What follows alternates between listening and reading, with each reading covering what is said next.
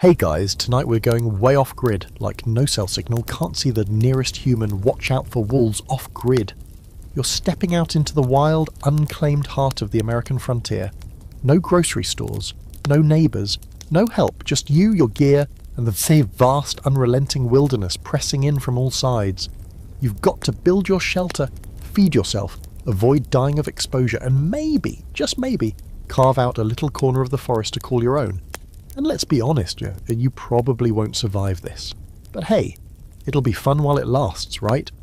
So before you get comfortable, take a moment to like the video and subscribe, but only if you genuinely enjoy what I do here. No pressure. I just want to keep bringing you these journeys into strange, dusty corners of history while you're winding down for the night. Also, drop your city and the time you're listening in the comments. I always get a kick out of seeing how far this reaches. Now, dim the lights, maybe turn on a fan for that soft background hum, and let's ease into tonight's journey together. You don't really know the exact moment it hits you, but standing at the edge of a narrow game trail, staring into a sweeping valley surrounded by ancient pine forests and jagged peaks, the realization finally sets in. This is it. There's no going back.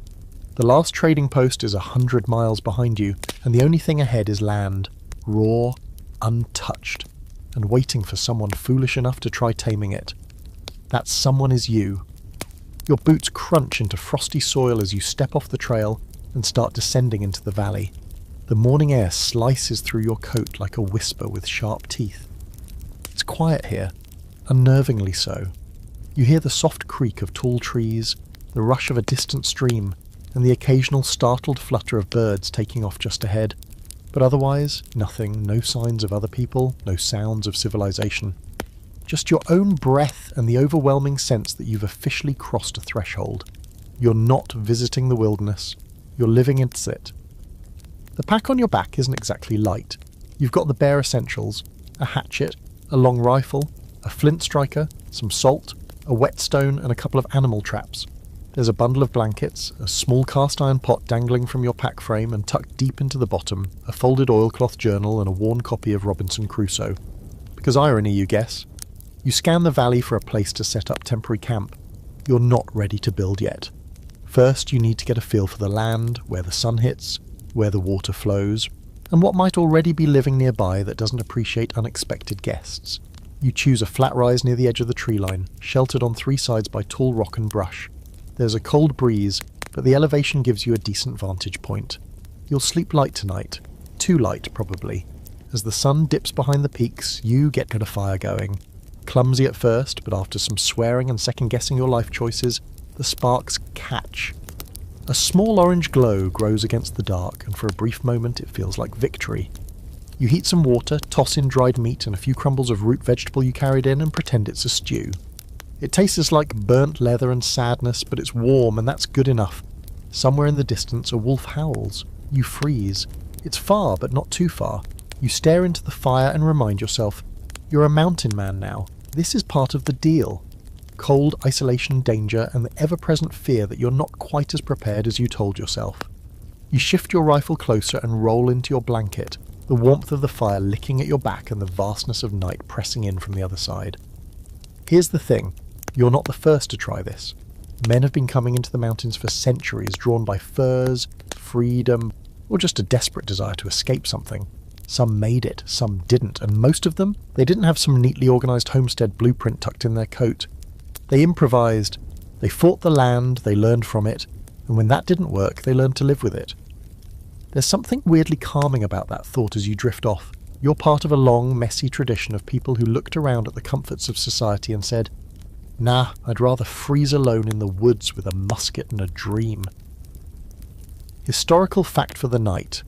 The earliest mountain men in the American West were fur trappers, most active between 1810 and 1840, working for companies like the Hudson's Bay or the Rocky Mountain Fur Company. Their job? Wander through unexplored regions, trap beaver and haul the pelts back, often hundreds of miles, through everything from hostile terrain to snowstorms and stampedes.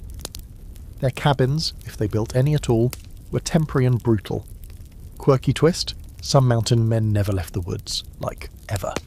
There are documented cases of trappers going decades without returning to civilization. One guy was so gone that when asked what year it was, he guessed 2 decades off. That's not living off the grid. That's becoming part of the dirt. And here's a juicy debate for your sleepy little brain. Did these men really love the wilderness, or were they running from something? Historians argue both sides. Some say that mountain men were early American heroes, gritty, self-reliant pioneers. Others, they say most of them were debt-dodging loners, traumatised war vets, or just wildly incompatible with polite society. Maybe both are true, maybe none of it matters when you're sleeping in the woods trying not to freeze. Either way, you're here now. Welcome to the Wilderness Builder. Your work begins at dawn. Morning comes slowly in the mountains, like the sun isn't entirely sure it wants to get up either. The sky turns a pale silver before you see any colour, and then, just barely, gold spills over the peaks and paints the treetops. You wake up stiff, half frozen, and covered in a fine dusting of frost that's crept over your blanket like a rude cat. There's a distinct feeling in your spine that suggests the ground is not as forgiving as a featherbed. You stretch, wince, and start moving, because lying still will only make the cold worse. Your breath fogs the air as you stamp around the fire pit and stir last night's coals back to life. It's a little victory. Every morning fire is, really, and the warmth is a promise that you can in fact survive one more day out here. But don't get cocky. You've got a lot to do before this place becomes even remotely habitable. And step 1, find the right spot to build. Scouting a cabin site isn't just about picking the first pretty patch of grass with a mountain view. You're not on Airbnb, you need practicality over poetry. Sun exposure matters, especially come winter. South-facing slopes are gold because they catch sunlight all day. That means a warmer cabin and less snow build-up. Shade may sound nice now, but in a month you'll be sabbing into your jerky as your firewood burns too fast and your breath turns to icicles. You also need water, close but not too close. A nearby stream means you won't be hauling sloshing buckets across miles of uneven ground, but settle too close to the bank and you risk spring floods turning your cabin into a very set canoe. Plus, streams attract animals. Some helpful, some not. You want to fish and fill a pot, not wrestle a moose in your underwear. The slope of the land matters too. Flat ground is ideal for building, but a little incline is helpful for drainage. You don't want to discover mid-blizzard that your floor turns into a muddy indoor river every time snow melts. So you wander. Hours maybe. Days, if you're particular. Which out here is allowed. Being picky can be the difference between a cabin that lasts 10 years and one that collapses mid-snowstorm while you're inside it. Eventually, you find a spot. It's not perfect. Nothing out here is. But it's good. A south-facing rise, about 50 yards from a shallow creek that glitters in the morning light. There's a dense stand of pine and spruce just uphill, which means you won't have to drag logs far, and the ground has a gentle slope that rolls down toward the water. There's elk scat nearby, but no signs of predators. At least none you can identify, which is both comforting and vaguely unsettling.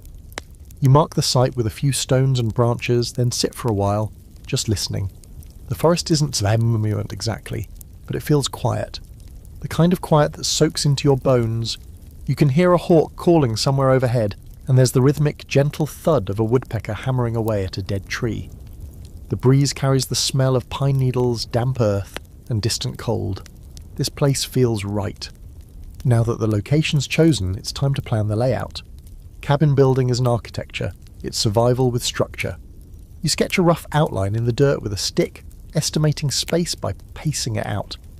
You're aiming for something modest, maybe 12 by 16 feet, enough room to sleep and eat, store gear, and avoid going stir-crazy when winter locks you in for days. Any bigger, and the work triples. Any smaller, and you'll be spooning your rifle for warmth. You mentally map out where the hearth will go, which wall will hold the door, and how to position the roof to shed snow instead of collecting it. You try to visualize how sunlight will fall through the doorway, how smoke will rise and, hopefully, leave through the chimney instead of your lungs. It's a strange thing, planning a structure in the middle of nowhere, with no measuring tape, no nails, and no help. Just you and your stubborn belief that you can make 4 walls and a roof out of nothing but trees and elbow grease. Of course, mountain men weren't always solitary saints of self-reliance. Some worked in pairs or small crews, especially when it came to heavy lifting.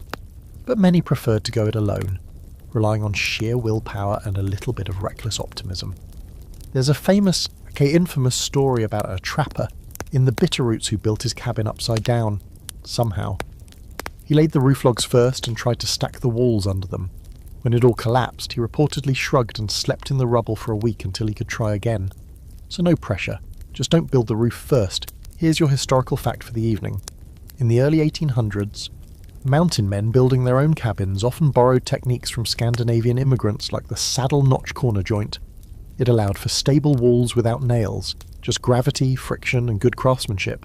These joints, once locked together with axe precision, could withstand wind, snow, and even bear shoves, most of the time. Your quirky twist? Some trappers believed in burying a piece of iron under the cabin threshold to ward off evil spirits and misfortune. A bent horseshoe, an old trap spring, even a rusted musket ball, whatever they had. Because when you live alone in the woods, superstition starts feeling a lot like insurance. And here's your scholarly toss-up. Was site selection mostly instinct, or did mountain men follow a mental checklist passed down through company training or word of mouth? Some argue the experienced trappers learned by copying older men. Others say it was all trial and error. Survive one winter, learn from the mistakes, and rebuild smarter next time. Since few kept written journals and most lived isolated lives, historians can only guess. You sit back on a mossy log looking over the spot where your cabin will rise. It's nothing yet, just grass, sticks, and shadows. But you can almost see the walls already. Rough-hewn, maybe crooked in places, but solid. Warm. Yours. You sit there a while, sketching your imaginary cabin into the dirt with a stick, but eventually the stick snaps, and the forest reminds you, gently but firmly, that daydreams don't split logs. Time to talk about tools.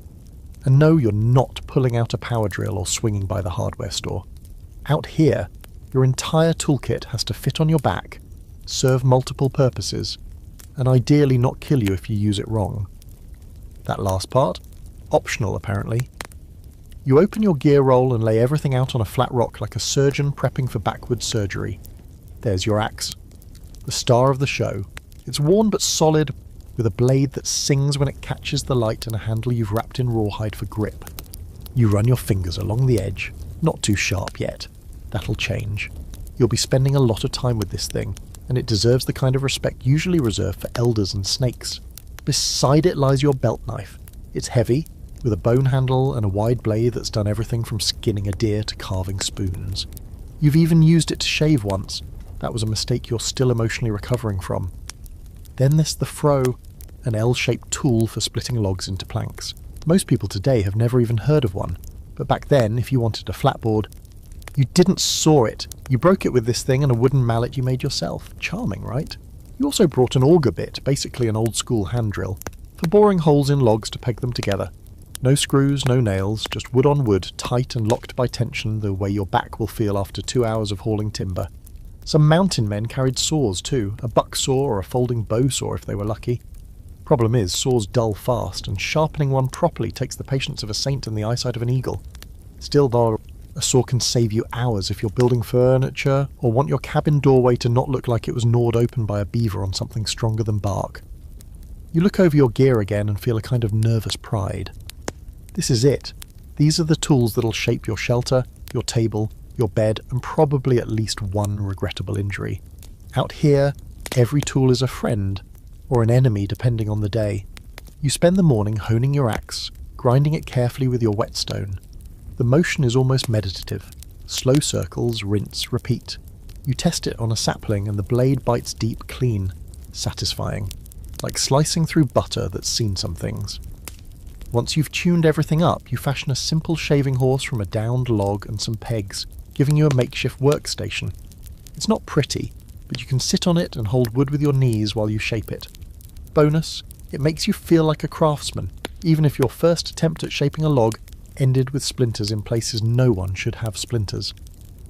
Midday, the sun breaks through the clouds, and you take a break to clean your gear.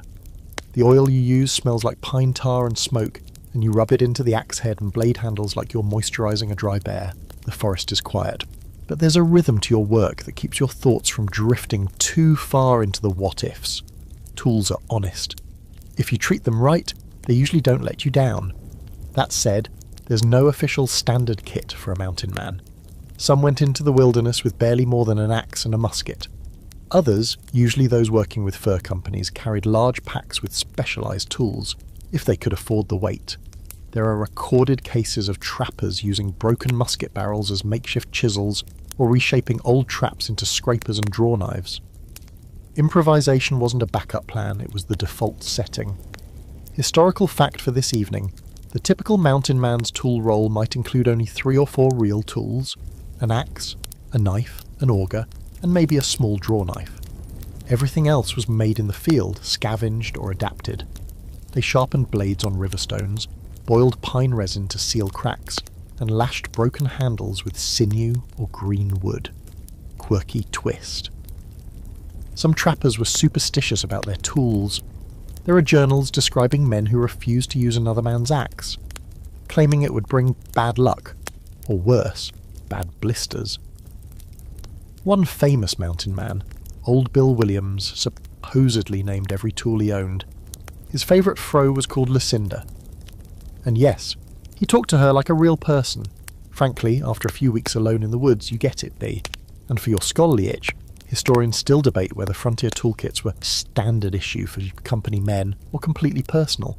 Fur companies like Ashley's or the Hudson's Bay may have distributed basic kits to trappers, but outlaws and solo wanderers, they packed what they could afford or what they could steal. Some argue that the lack of uniformity in surviving tool records points to a culture of total improvisation, where innovation was king and no two men built alike.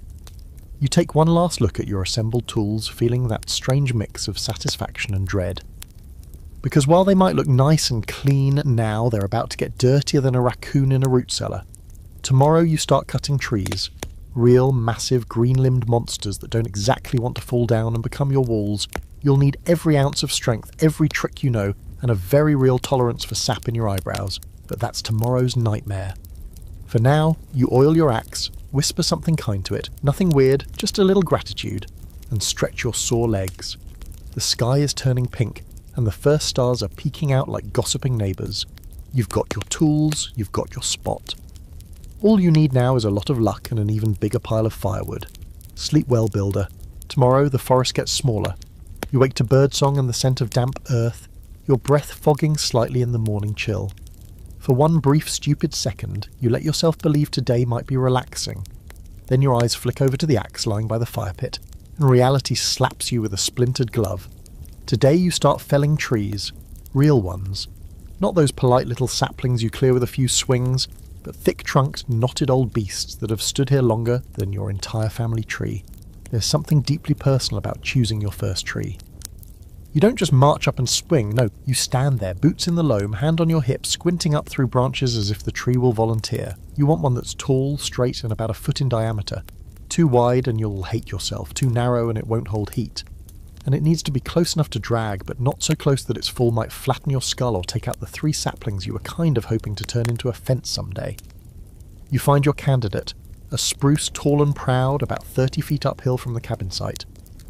It's got a slight lean, which is good. Leaning trees are more likely to fall where you want them to. The bark is rough under your fingers, and the smell of sap is sharp, clean, and a little bitter. You mutter something like a half apology, maybe a blessing, depends how much sleep you got. Then you swing. The axe bites deep, the thunk reverberates through your arms. You step back, pivot, swing again. Soon you find a rhythm, a primal, sweaty dance of steel and wood, sweat and breath. Chips fly, your shoulders burn, your hands blister. It's not glamorous. It's a process that makes you question every life choice you've ever made. You switch sides, work the notch into a wedge, angling it towards the open space where you want the tree to land. By midday your shirt is soaked. Your arms are shaking and the tree is groaning just a little. You make your final back cut and then step back, heart pounding. For a moment nothing. Then a creak, a crack, a sound like bones snapping in slow motion. The tree begins to tip and the forest holds its breath. It crashes down with a thunderous thud, sending birds scattering and dust rising. It didn't hit anything important. You whisper a silent thank you to the tree or the forest or whatever keeps you from being crushed. One down. About 30 more to go. Felling one tree is hard, felling many is borderline ridiculous. But a log cabin needs logs, and unless you've got a team of oxen, spoiler, you don't. Every single tree will be felled, trimmed, and dragged by your own 2 legs. The rule of thumb, you'll want around 50 to 60 logs depending on cabin size. Each one has to be roughly the same diameter, straight and long enough to span the length or width of your walls, which means a lot of walking, a lot of chopping, and a lot of awkward dragging. Once a tree's down, the work doesn't stop. You limit, chopping off all the branches with as much grace as a man trying to swat flies with a pool cue. Then you trim it to size, judge its straightness, and start planning where it'll go in the wall stack. You begin laying them out near the build site like some enormous, heavy puzzle you'll regret starting about 5 logs in. Here's the part they never show in those woodsy survival documentaries: dragging logs sucks. No matter how clever you get, rolling them on branches, fashioning crude sleds, tying ropes around your waist, it's still you versus hundreds of pounds of dead weight. And the logs don't care about your feelings. You try everything. A pry bar made from a forked branch, greased runners, a prayer whispered between cuss words. Eventually you settle into a grudging truce with gravity and muscle through it. Slowly. The sun slides across the sky as you cut, trim and haul, each task blurring into the next. Your boots scuff trails into the earth. Your gloves wear through, and still you go back for one more log, then another, then one more just because you told yourself you'd finish this section today. You're nothing if not stubborn. Here's your historical fact for the evening. In frontier America, many log cabins weren't built with fresh green wood. That's a modern myth. In truth, most mountain men preferred to cut trees in late fall or winter, when sap levels were low, and let the log season, or dry, for several months. This made them lighter, less likely to warp, and less prone to rot. But if time was tight, greenwood it was, and greenwood is heavy, like ruin your spine heavy. Now for the quirky twist, some builders in the Appalachian backwoods had a tradition of placing a coin under the stump of the first tree they cut for a cabin. It was a blessing, a hope for prosperity, health, and maybe fewer splinters. Others carved their initials into the base of that first log before it was even placed, like tagging your name on a cathedral of sweat and stubbornness. And tonight's scholarly squabble, whether early frontiersmen relied more on brute force or technique when it came to felling and moving logs. Some argue that experienced builders used leverage tricks, wedges and terrain to their advantage. Others suggest most were just absurdly strong, fueled a day by desperation, jerky and spite. Since few diaries mention how they moved all that timber, only that they did, we're left to guess and wince in sympathy. By the time the sun dips below the ridge, you've felled half a dozen trees. They're stripped, measured and stacked neatly near the building site, a tribute to your aching back and questionable decision-making. You sit down, sweaty and sore, leaning against one of your future walls. Your hands are blistered, your shirt is torn and there's sap in your hair. You feel exhausted and proud and slightly delirious. You watch the sky go from gold to navy to ink. Stars blink on, one by one, and the forest returns to its quiet, watchful self. Somewhere nearby, an owl calls out, long and low. You raise your canteen in a lazy salute and take a swig. You've got the trees. You've got the tools, and somehow, against all odds, you're still alive. Tomorrow you'll strip bark and start laying the foundation. But for now, you close your eyes and rest your head against the cool, solid promise of timber. The dawn comes slow and fog-draped, with pale light sifting through the trees like it's afraid to disturb you. Your muscles protest the moment you so much as blink. Everything hurts, the kind of full-body ache that makes you consider spending the day lying face down in moss. But no such luxury exists out here. You've got logs to prep. And the only thing lazier than you this morning is the pile of timber waiting to become walls. Today's job? Debarking. Sounds easy, right? Spoiler, it isn't. You haul yourself upright, stretch till your spine makes a noise like an old door hinge, and shuffle over to the logs you felled yesterday. They lie there smugly, heavy and raw, their bark still clinging tight like the forest itself hasn't quite let go. That's where your draw knife or bark spud comes in, if you have one. Otherwise, it's just your belt knife and a lot of time spent arguing with trees. You start at one end of a log and wedge the blade beneath the bark, pulling in long, slow strips. It peels away with a damp, stringy sound. Like tearing wet paper. Underneath, the wood is pale and smooth, almost cold to the touch. It smells clean and sharp, spruce and earth and that deep green scent that only comes from the guts of trees. The bark curls away in sheets, sometimes whole, sometimes in annoying little slivers that stick to your hands like woodsy confetti. You keep going, one log then another, bark off, sap sticky on your fingers, shoulders burning. You find yourself slipping into a trance, the repetition of the motion, the sound of blade against bark, the soft thump of the scraps hitting the dirt. It's almost meditative in the way that slowly losing your mind can be. Debarking isn't just cosmetic, it's practical. Left on, bark invites insects, carpenter ants, beetles, worms that would love nothing more than to turn your future cabin into a chew toy. Bark also holds moisture, which invites rot. And rot, as it turns out, doesn't care about your dreams. So the bark has to go, even if it means hours of scraping, sweating, and the growing suspicion that trees evolve bark specifically to spite humans. By midday, your shirt is clinging to your back, your hands are raw, and you've developed a deep personal hatred for the phrase simple living. You pause for a break, collapsing onto a half-cleaned log and pulling out the chunk of jerky you saved from yesterday. It tastes like shoe leather marinated in regret, but you chew anyway. Hunger's an effective seasoning. As you eat, you think about how old-timers might have done this. Some cabins used logs that were only debarked on the interior side, leaving the exterior bark on for insulation or aesthetics. Others peeled everything, planning to seal the smooth logs with chinking later. Either way, bark was the dividing line between a log and a building material, between nature and intention. You turn back to your logs and keep going. The pile of bark scraps grows into a shaggy mound at your feet. You save some strips, thicker ones, for future kindling, or maybe basket weaving if you get truly bored or weird. You've heard of mountain men using curled bark as insulation, stuffing it into cracks along with moss or animal hair. Basically, if it comes off a tree and doesn't bite, it's building material. Here's your historical fact. Many cabins built by trappers, explorers and settlers were made with peeled logs, not just for durability, but for fire resistance. Bark is flammable and holds embers, while clean wood is much less likely to catch during a stray spark from the hearth. Out here, one gust of wind and a careless pea could turn a year's labour into a pile of sad ashes. So yeah, peeled logs, kind of a big deal, ready for something quirky? In some parts of the Appalachians and Ozarks, debarking was considered a job for the young and dumb, an unkind term for newcomers who hadn't yet earned their stripes. You'd get handed a draw knife and told to, "Go bark that log, son," while the older hands drank from a jug and supervised. Out here, though, you are the youngest and the oldest hand. So congratulations, you win both roles. And now, the scholarly debate of the night. Was debarking always done on site, or did some trappers fell trees elsewhere and drag them in later? Historians are torn. Some evidence suggests that frontier builders would peel trees where they drop wood to avoid hauling extra weight. Others argue that seasoned trappers selected and prepped logs near rivers, or paths for easier transport. The truth? Probably both, depending on terrain, weather, and just how badly someone didn't want to drag wet bark uphill. By late afternoon, the logs look different. They've gone from rough forest giants to clean, ready timbers, almost like bones waiting to be stacked into the skeleton of your future home. You run your hand along the grain of the wood, feeling where knots rise and dips run like rivers.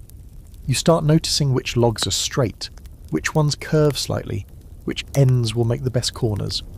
You're learning the language of timber one blister at a time. With the bark gone, the logs start to feel like yours. Not nature's anymore, not just part of the forest. Yours to stack, shape and sleep inside. Yours to fight winter with. Yours to outlast. Evening creeps in, slow and golden, dusting the cleared logs with warm light. You build a small fire, just enough to heat some water and warm your bones.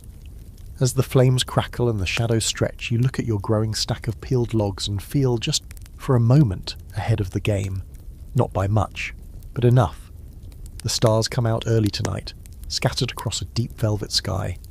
You lean back against a stripped log, its surface cool and dry, and stare up at the night. The ache in your arms is still there, but it's a good ache now. Honest. Earned. Tomorrow you start laying the foundation. That's when things get real. That's when these logs stop being a pile of wood and start becoming a shelter. But for now, you let the night settle in around you, the fire popping gently, the logs gleaming faintly in the starlight like sleeping giants waiting to rise. The next morning you wake to the sound of wind threading through the trees and a woodpecker somewhere nearby trying to turn a branch into sawdust. You stretch, groaning like a floorboard, and shuffle toward the logs with a groggy sense of purpose. Today's the day you stop thinking about building and actually start stacking something. Not just a pile of logs, but a shape, a footprint, a cabin-sized declaration that you are, against all common sense, really doing this. Laying the foundation is one of those deceptively simple tasks. On paper, it's easy. Place a few big logs, get them level, and build upward. In reality, it's more like playing Jenga with tree trunks while gravity tries to ruin your life. First, you clear the build site of debris, branches, rocks, that weird clump of moss you almost stepped on barefoot once. You grab a shovel and start levelling the earth, hacking at roots and stomping the dirt flat. You dig small trenches where your foundation logs will rest, deep enough to prevent shifting, shallow enough to not turn into water troughs when it rains. Most cabins start with a sill log on each side, a heavy, straight piece of timber that anchors the structure. You pick 2 of your straightest logs, thick and proud, and drag them into place like dragging sleeping oxen. One false step and you'll roll your own ankle or pin your foot under 200 pounds of irony. You roll the first log into the trench and step back. It's not perfect, but it's close. You scrape some dirt here, wedge a rock there, and lean down to sight along its length. And that's when you realise something important. Level is a myth. Or, at least, it's highly negotiable when you're working with tools made of wood and dreams. You squint, adjust, swear softly, and do your best. Then you bring in the second sill log for the opposite wall, repeating the whole process with more dirt, more leverage, and a stick you've declared your unofficial measuring device. Once the sills are in place, you test their squareness by pacing between the ends and pretending you remember geometry. You tie a bit of twine from corner to corner and check the angles by eye, then adjust slightly when one log ends up looking like it's drifting toward Canada. Finally, it looks, well, not straight, but stable enough that it probably won't collapse while you sleep. Probably. Next comes the fun part, placing the first cross logs to form a rectangle. This is where you get to pretend you're a structural engineer while standing on uneven ground, hoisting timber, and balancing like a drunken lumberjack. You pick up the shorter logs, your cabin's going to be rectangular, remember, and heave one end onto the sill. Then you walk it forward, end over end, trying not to roll it back downhill with your foot in the way. You repeat the process for the other side, and suddenly, there it is, a frame. A rectangle of clean-peeled logs resting gently on dirt, rock, and the thinnest thread of hope. Laying these first few logs feels weirdly emotional. There are the bottom bones of what's going to be your shelter, your refuge. You crouch next to one, run your hand along the wood, and think about the 1,000 little moments that are going to happen inside this space. Fires crackling, storms pounding the roof, maybe even laughing at your own jokes to keep the cold out. Now, if you were a fancy settler back east, you might be pouring concrete or laying brick, but you're not. You're a mountain man with a sore back and too many thoughts, building on packed earth and hand-placed stones. Some trappers used rock piers to elevate the cabin slightly and allow for air circulation and fewer mice. Others just dug into the slope and prayed for dry weather. You go with the stones, stacking flat ones beneath each corner to give the log some lift. It feels solid, until you sit on one and it shifts, nearly taking you with it. More adjusting, more cursing. You're building a cabin, but you're also building character. Unfortunately, both take forever. Here's your historical fact. Early American log cabins were often built directly on the ground, but the smartest builders elevated the sills on stones or short piers to prevent moisture from creeping in and rotting the wood. Some used limestone, others whatever was nearby. The result? Cabins that lasted decades or crumbled in 2 winters, depending on how smart you were. Now for your quirky twist, some mountain men, especially those living truly alone, would bury charms under the foundation. Small bones, carved sticks, even coins or teeth. Not for decoration, but for protection. A superstition maybe, or just a way to feel like someone, or something, had your back out here in the unforgiving woods. And here's a debate for your mental campfire. Was building the foundation the hardest part, or just the beginning of a much bigger headache? Scholars argue about whether laying the first log set the tone for the whole build. Get it level and square and everything else goes smoothly. Mess it up and you'll spend the next month improvising your way around a crooked cabin with a sagging roof. It's like sourdough starters for carpenters. You get one shot at getting it right before the whole thing collapses. With the foundation in place and the sun beginning to dip, you take a moment to walk around the perimeter. It's humble, rough, uneven in places, but it's real. You made something today that wasn't here yesterday. Something that will hold walls, a roof, and you, ideally dry, preferably alive. You gather some of the leftover bark scraps, stack them by the fire pit, and sit down for the evening. Your body is tired in a way that only comes from doing something that matters. The ache in your legs isn't misery, it's proof. You didn't just survive another day, you built the start of a home, As stars begin to crowd the sky and the trees whisper around you, you pull your blanket tighter and let your eyes drift toward the rectangle of logs, barely visible in the firelight. It's not much to look at yet, but it will be. The sun isn't even up yet when you're awakened by something crawling across your foot. It's probably harmless, maybe a beetle, maybe a very ambitious mouse, but you bolt upright like the dirt's on fire. Just one of the many joys of sleeping outdoors while your house is still more concept than structure. You swat at your blanket, mumble something about cursed wilderness roommates, and then remember, today is notch day. That's right, time to carve out the joints that will let your logs lock together, like puzzle pieces made of exhaustion. You sit up slowly, already feeling the strain in your shoulders from yesterday, and make your way over to the stack of peeled logs. They're solid, smooth, and quietly judging you. You can almost hear them whispering, "We'll fall apart if you mess this up." The corners of a log cabin are everything. They're what hold the whole structure together. No nails, no screws, just wood on wood, joined at the ends with notches that interlock like giant wooden Lincoln logs. There are a few main types: the simple round notch, the saddle notch, and the fancy pants dovetail. Each one comes with its own set of pros, cons, and levels of back pain. You plop down next to your log pile and stare at your first candidate. This log has been through a lot. You felled it, peeled it, dragged it uphill, and now it's about to get a haircut. You pull out your chalk and mark the ends where you'll cut the notches. You've chosen the saddle notch, classic, sturdy, and forgiving if you mess it up, mostly. The process is part art, part geometry, and part blind faith. First, you use your axe and draw knife to shape a curved saddle into the top side of each log end. Basically a rounded U-shaped dip. This allows the next log to sit snugly into it. You want a tight fit, tight enough to hold firm but not so tight that the wood splits when you hammer it together. Because nothing says I hate myself like splitting a perfectly good log 6 feet up the wall. You go slow, mark, cut, test, adjust. You place one log onto another to see how the notches align, then pull it off again when it rocks like a seesaw. You chip away a little more, test again, closer. You do this over and over, until finally it locks into place with a satisfying thud that makes your spine tingle. Not from the noise, from all the bending and lifting. As the day wears on, you fall into a rhythm. Cut, check, fit, swear, adjust. Eventually you've got a few corner logs notched and stacked, and the cabin starts to rise from the dirt like it finally believes in your dreams. You step back and see the beginnings of walls, actual corners. This thing has shape now. It's not just a pile of future splinters, it's a building, or at least it wants to be. But not everyone agreed on the best notch. Here's your historical fact. The saddle notch, while common, was rivaled by the dovetail notch in many regions, especially among more skilled builders. The dovetail interlocked logs at a sloping angle that prevented them from shifting outward over time. It was stronger, yes, but harder to cut and easier to screw up. It's also a serious commitment. Once you start dovetailing, there's no turning back without recutting every single log. Mountain men, often working alone or in pairs, typically went for the simpler saddle or round notches. Easier, faster, and forgiving of hangovers. Now here's your quirky twist. Some trappers and early settlers didn't bother notching logs at all. They just stacked them like firewood and nailed or pegged vertical posts at the corners to hold everything together. These false corners worked okay, until wind, snow, or a curious bear decided to stress test your architecture.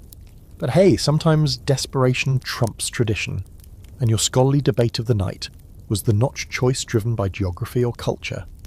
Some historians argue that immigrants brought specific techniques from their homelands, Scandinavians favouring saddle notches, Scots bringing square notch styles, and Germans preferring dovetails.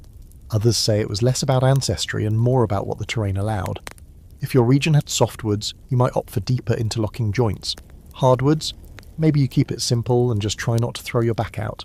As you work, you start to notice how each log has its own personality. One cuts clean, another splits in weird ways. Some feel stubborn, grain-twisting, knots lurking just where your chisel wants to land, but you learn to read them, the way they sound under the blade, the way the grain pulls. You start working with the wood, not just on it. By late afternoon, you've stacked up to the third row of logs. Your cabin's starting to look cosy? No, not yet. But it looks possible, which in this setting might as well be a miracle. You take a break and sit on the corner of your growing wall, legs dangling over the side like a kid on a porch. The view's not bad, trees swaying, creek nearby, and your tools scattered in what might generously be called organised chaos.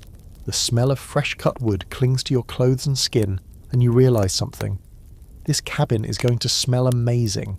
Even if it leaks, even if the roof's crooked, it's going to smell like pine and effort. As the light fades, you place one last log, notched and ready, then pack up your tools and stoke a small fire nearby. You eat something that could charitably be called stew, though it's mostly hot water with a bone in it. Still, you're too tired to care. Your body's tired in the way that feels earned, used, not broken, just deeply borrowed. You look back at your work one more time before you bed down. 3 logs high, corners locked like they mean it. The start of walls, the start of a home. Tomorrow, more notches, more lifting, maybe a few more arguments with gravity. But tonight you sleep knowing the cabin has begun to rise, log by log, notch by notch, against the quiet resistance of the wild. You wake up to the sound of something soft falling, like ash or feathers. Turns out it's neither. It's the first snow, just a dusting, the kind that melts the second it touches your skin, but still. It's a gentle reminder from nature that she's got a schedule of her own, and your cabin isn't on it. You blink into the pale morning light, watching flakes swirl lazily down between the trees, and suddenly feel the pressure ratchet up about 4 notches. You need walls, real ones, now. The good news is, you've got the first few logs locked together at the corners thanks to yesterday's carving frenzy. The bad news? That's like calling 3 bricks a castle. The next stage is wall raising, heaving each log into place, aligning the notches just right and hoping nothing slips and crushes your femur. It's the point where the cabin starts to look like a real building.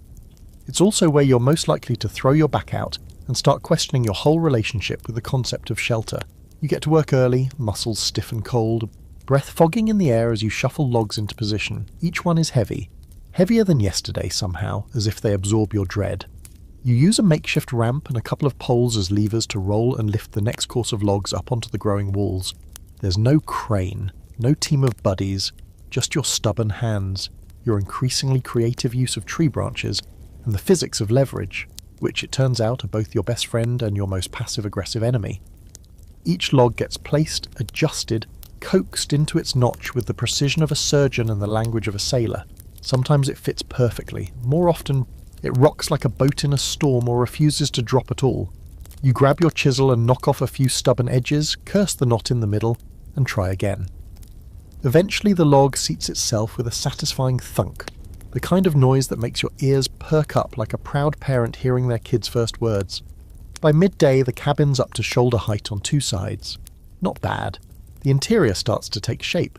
You can almost picture where the hearth will go, how the light will fall through the doorway, where you might hang your coat or stash your rifle. But then the wind picks up, sending snowflakes sideways. And you remember this isn't HGTV, this is survival. Every log you lift is a race against time, and here's where things get dicey. Stacking logs solo means you have to improvise. You lash together a crude lifting tripod from 3 long saplings, tie a pulley to the top and run some cordage through it. With this rig you can hoist logs high enough to drop them onto the upper courses. It's not elegant. It creaks, groans and threatens to snap with every load. But it works. Well, mostly. Eventually you get into a rhythm. Roll the log, align it, hoist, adjust, drop it into the notch. Tap it with a mallet. Step back, admire, repeat. Your cabin's bones begin to rise course by course, each layer a little taller, each corner a little stronger. The notches lock together like gears, and with every log your world gets a little less exposed. Here's your historical fact of the day. In many log cabin traditions, especially in the Appalachian frontier, builders didn't use any nails at all. The entire structure was held together with notch joints and sometimes wooden pegs. Metal was scarce, heavy and expensive. Instead, wood was the universal material. Builders crafted dowels from hardwood and drove them through drilled holes to pin logs together, a process called trunnel work, short for tree nail. You're not quite there yet, but it's on the horizon. Your quirky twist? Some early mountain men carved symbols or initials into the ends of their wall logs. Little runes, jokes, even nursehold prayers. Not for anyone else to see, but just for themselves. Maybe it was superstition, maybe boredom, maybe a way to mark time in a place where days blend together. There are surviving cabins where those marks are still visible, Centuries later, faded but still legible. Quiet graffiti from another life. And now for your scholarly squabble.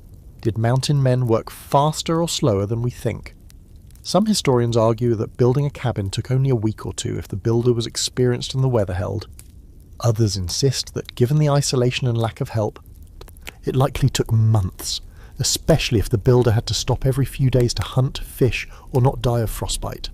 Since most of these guys weren't writing daily progress updates in quill pens, we're left to guess based on cabin size, climate, and the occasional recovered journal. You're inclined to believe it took a while. By late afternoon, you've reached a milestone. You can no longer see over the top of the walls while standing inside. The structure towers above your head, 4 logs high on every side. The wind is still cold, but now it whispers around the cabin instead of through it. You duck into the opening where your door will eventually go and stand in the centre. The walls block the worst of the wind. It's not warm yet, not by a long shot, but it's better. It feels like a place, a somewhere, that's something. The snow hasn't stopped, but it hasn't gotten worse. You'll take it. As twilight rolls in, you add one last log, this one especially gnarly, covered in old scars and knots, and drop it into the place with a loud clunk. You sit down on a stump that's pretending to be a chair and stare at what you've made. It's rough, crooked in places, no roof, no floor. But it's rising. It's real. You make a small fire, warm your hands, and eat what's left of your salted meat. Not exactly a victory feast, but there's something satisfying about eating next to the walls you built with your own sweat and cursing. You run your fingers over the notches in the corners, feeling the way the wood locks together. Each one is slightly different, like fingerprints. Like you left a little of yourself in every joint. Not just strength, but judgment, adaptation. The learning curve carved into wood. The stars show themselves again, slow and steady. The forest for once seems to respect your effort and keeps quiet. Tomorrow, more walls. But tonight, you've got shelter. Sort of. And that's more than most have had out here. Morning hits different now that you've got partial walls. The wind still whistles, but it flows around you more than through you. Like the forest is finally acknowledging your right to exist. You're not just a huddled shape in the brush anymore. You're a person with a perimeter. You stretch inside the half-built frame of your cabin, breathing in the scent of sap, ash, and cold air that bites just a little less than it used to. Your back cracks like a gunshot. Welcome to another day of trying not to die under a falling log. Today it's all about the roof, or more accurately, the thing the roof will eventually sit on. The ridgepole and the gable walls. Without those, your cabin is just a sad box waiting for rain to ruin its hopes and dreams. But before you can get a roof over your head, you've got to get some height. That means lifting logs even higher than before, stacking the gables into triangles at either end, and praying that your balance is better than your judgment. The first challenge: physics. The walls are now taller than you. You can't just roll a log up and drop it into place anymore. You need leverage. You grab the same sapling tripod you rigged up earlier and reinforce it with extra lashings. Then you make a pulley from some rope and a carved wooden wheel. It's crude, creaky, some one good gust away from a complete disaster, but it holds, mostly. You wedge a long pole under one of the gable logs, using it like a crowbar to start the lift, then pull the rope as hard as your cold fingers will allow. The log rises slowly, swaying with alarming freedom as it descends. You guide it like a giant angry marionette, coaxing it between the gable ends. One wrong move, and this log could fall straight into the cabin, or directly onto your skull. Either would be a memorable way to become a footnote in someone else's journal, but you manage it, barely. The log settles into its notches, and the ridgepole, your horizontal spine that will support the roof, rests in place. You tie it down temporarily, just in case the wind decides to get cocky. You sit back on the wall's edge and look at it. Breath steaming. It doesn't seem like much, a long log spanning 2 gables, but that's the moment the cabin becomes a house. It's got bones now, a backbone, something to hang a roof from, and a little hope onto. Raising the gables is trickier. You have to stack logs higher and higher, cutting each one shorter to follow the angle of the roofline. You notch them just like before, but this time you're working on ladders made from tied together branches and sheer optimism.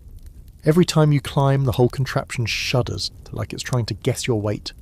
You stop breathing when you're at the top, balancing a log, chisel in one hand, mallet in the other. It's all math and guesswork and balance, plus a few moments of sheer panic when a log almost slides right off its perch and into next Tuesday. As the gables rise, you begin to picture the roofline. You're going for a steep pitch, not just because it looks good, but because snow is coming, and you'd rather it slide off the roof than turn your home into a buckling igloo. Plus, steep roofs make better sleeping lofts, and you're already dreaming of a tucked-away corner up high, where you can roll into a pile of furs and not worry about raccoons watching you sleep. You manage to get the gables to their peak, each one a proud little triangle perched on the cabin's ends. The space between them, above the ridgepole, now feels like the mouth of a cave waiting to be sealed. You're already thinking about rafters, thin, straight poles cut from saplings that will stretch from the gables to the ridgepole, forming the skeleton of your roof. That's tomorrow's fight. Today, you just want to get down without dying. You climb down slowly, hands aching, legs quivering. You've used every muscle you forgot you had. You sit on a stump and watch the wind push clouds across the sky, low and heavy with snow that's probably coming soon. You sip cold water from your canteen and chew on a piece of stale biscuit that might as well be a stone. Still you feel something, not happy, not proud exactly, but closer, like the finish line exists somewhere out there in the trees, and you might actually reach it. Now for your historical fact. Ridgepoles were often the hardest part of early log cabin builds, not just because of their size, but because they were dangerous to place. In many traditions, including among settlers and fur traders, raising the ridgepole was a ceremonial moment. Some even considered it the topping out of the structure, worthy of a cheer, a drink, or a blessing. Without it, you had no roof. With it, you had a promise. Quirky fact of the day. In some remote mountain cultures, there was a tradition of placing a small pine bough or branch atop the ridgepole once it was raised. Not just decoration, but a kind of thanks to the forest for loaning the tree. Others placed a carved face or totem, just in case something unseen needed to know you were building with respect. And tonight's scholarly debate: did mountain men borrow ridgepole techniques from indigenous peoples? It's hard to say. While many native dwellings didn't use ridgepoles in the same way, certain longhouses and shelters had similar support beams. Some historians argue that early white trappers adapted these methods after seeing how well they worked. Others insist ridgepoles were a purely European import, especially among men who had once been shipbuilders to timber framers. Like most things out here, the truth probably lies somewhere in the overlap, learned, shared, and improvised. By sunset, the cabin's silhouette looks different. The walls are no longer just rising, they're reaching. With the gables and ridgepole in place, your shelter is becoming a house in earnest. You're not just stacking logs anymore, you're shaping space, you're carving comfort out of chaos.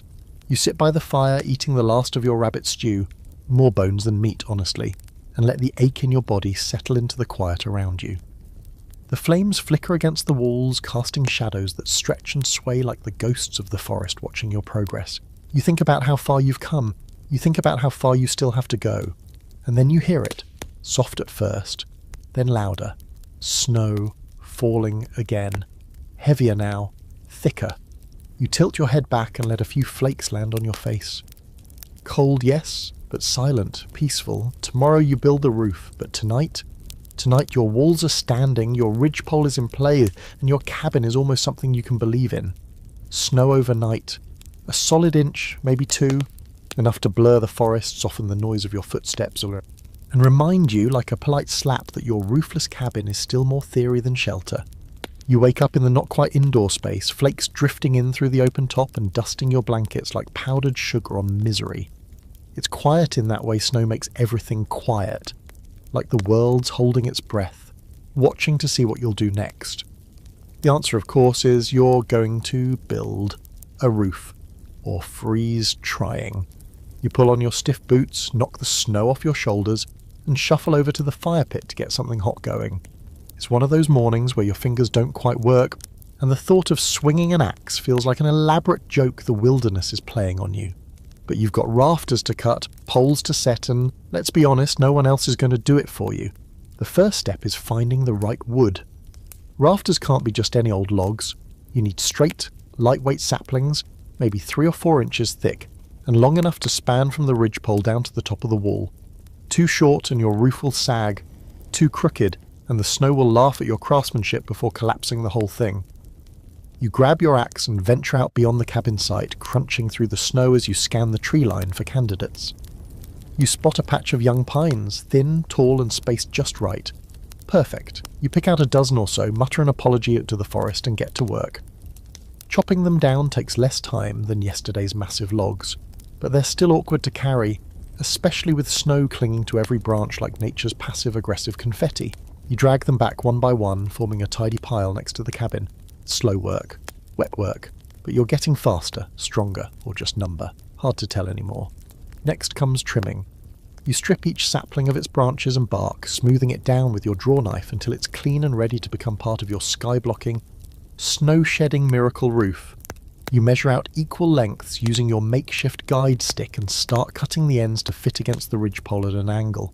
You notch each one just enough to grip the ridge, then position the other end to rest against the wall logs. Installing the rafters is a balancing act. Literally. You climb onto the top course of logs, holding one rafter at a time like you're trying to arm wrestle a tree branch. You slot the upper end against the ridgepole, then ease the bottom into place along the wall. The angle has to be just right, steep enough for snow to slide off, not so steep that your roofing material falls with it. You secure each one with pegs driven into small auger holes you drill by hand. No screws, no nails, just stubborn wood-gripping wood the old-fashioned way. After the first few rafters, your hands start to find a rhythm. Lift, align, wedge, peg. The creak of the green wood echoes through the clearing, a kind of music now, rough but steady. You space them close together, maybe 18 inches apart, to help support the roof load. It's overkill, but you don't trust the snow not to dump 6 feet on you overnight out of spite. As the ridge begins to fill out with rafters, the structure takes on a new shape. It's no longer just 4 walls, it has lines, slopes, direct direction. It points upward. It dares to exist.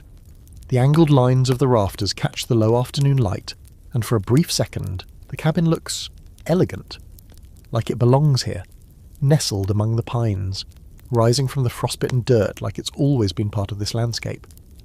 You take a moment to sit and admire it. You've built a skeleton out of forest and willpower, a frame to hold back the sky. You're not done, far from it, but this is the turning point. Once the roof goes on, you stop surviving and start living. Now here's your historical fact.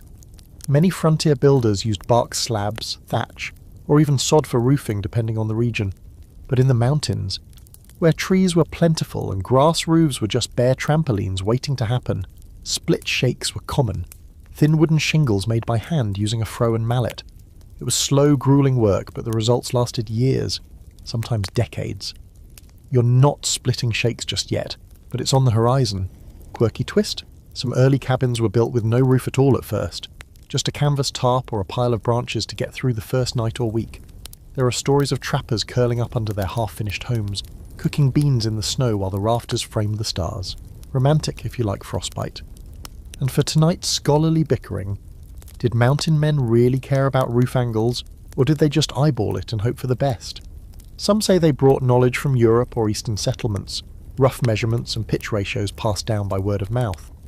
Others argue that in the mountains it was pure improvisation. See what works, learn from what collapses, build better next year. No blueprints, just instincts and muscle memory. You work until the light fades into that soft blue shadow that creeps in right before darkness. The rafters are up, at least enough to hold a roof. Tomorrow you'll start covering them, but tonight you sit under your angled skeleton and look up at the sky through the open frame. Snow still falls, slower now, drifting through the beams like ash from a long-dead fire. You build a small blaze inside the cabin, near what will someday be your hearth, and let the warmth chase the chill from your bones. The shadows of the rafters stretch across the snowy ground, crossing like ribs over the flickering light. You eat indians, just hard bread softened in broth, and think about how many nights you've slept under open air. Too many. But this might be the last. The roof is coming.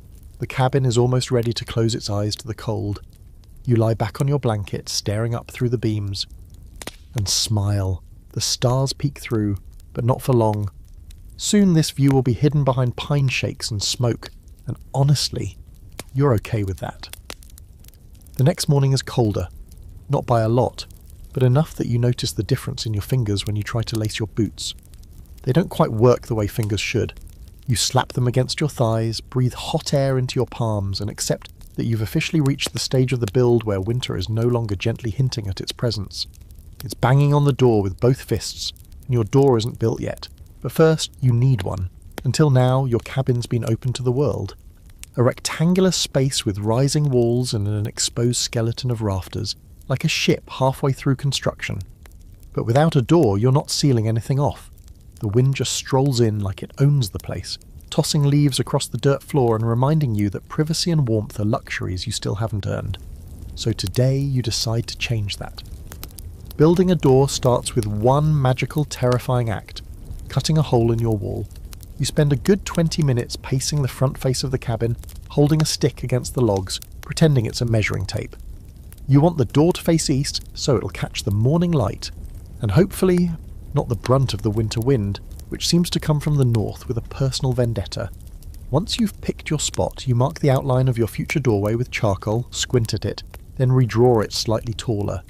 You've already banged your head on too many low branches this week. The actual cutting is a nightmare.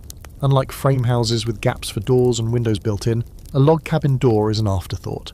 That means taking a saw, chisel and your patience, and carving through already stacked logs. You start by boring holes into the corners of the outline using your auger. Then you take your hand saw and slowly, so slowly begin cutting down between the logs, following the lines like a surgeon who forgot to go to medical school. The saw jams, the blade slips. You sweat, grunt, and invent entirely new words to express your emotions. One log gives up easily. The next seems to actively resist you, its grain twisting like it's trying to dodge the blade. Hours pass. At one point, you almost convince yourself you don't need a door. Maybe I'll just drape a bearskin across the opening, you mutter aloud. The forest doesn't answer, but a raven caws from a tree like it knows how stupid that sounds. Finally, after what feels like half your life and most of your body weight, a section of the wall collapses inward with a satisfying thud. You step back panting, sweat dripping down your neck, and look through your new doorway. It's rough, jagged, asymmetrical in a way that makes your eye twitch. But it's there. You've created an entrance, which also means you've created an exit, a choice. You can now step into something instead of just around it. Feels monumental. But a hole isn't a door. Time to make one. You gather a few of the leftover planks you rived from those saplings you cut for rafters. Thinner slabs you split lengthwise using your froe and a heavy mallet. It's slow work, splitting them clean down the middle, but these boards will be your door's skin. You line them up on the ground, fitting them edge to edge like a wooden jigsaw puzzle. Then lay 2 cross pieces across the back and peg everything together with wooden dowels. You add a diagonal brace just for good measure, because sagging doors are a gateway to madness. The door is heavier than it looks, rough and rustic in the way all things are out here. You fashion leather hinges from an old strap nailed into the wood with bent iron tacks you salvaged from your gear bag. Not perfect, but they'll do. You hang the door with great ceremony, mostly because it takes all your strength to get it on the pegs, and step back to admire the effect. It's crooked, it creaks, it sticks at the bottom, but it closes. You push it shut and feel a rush of satisfaction as it thuds into the place, sealing off the outside world, if only a little. Historical fact for the night. Many early mountain cabins didn't have real doors at first. Builders would use animal hides, woven mats, or even thick blankets until they had the time, or the tools, to craft a wooden door. Hinges were often made from rawhide, braided leather, or wooden pins. Metal hinges were precious, often salvaged from wagons or traded for at distant posts. A door wasn't just an entrance, it was a symbol. It meant permanence. That you weren't just camping anymore, you were staying. Quirky twist? Some trappers carved small symbols or initials into the inside of their cabin doors, partly for luck, partly to remind them which way was in after a long night in the woods or one too many sips of squirrel whiskey. Others affixed charms, rabbit feet, bird skulls, or odd scraps of metal, believing it would keep evil spirits or nosy neighbours away.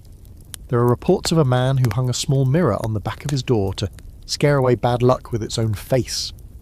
10 out of 10 for creativity at least. Now for the scholarly side-eye. There's some debate over whether cabin doors always faced east, as many modern replicas suggest. Some historians claim this was more symbolic than practical, a kind of spiritual alignment with the rising sun. Others argue that direction was dictated by wind, slope, or visibility. After all, it's not much good at greeting the sunrise if you also get blasted with snow every morning.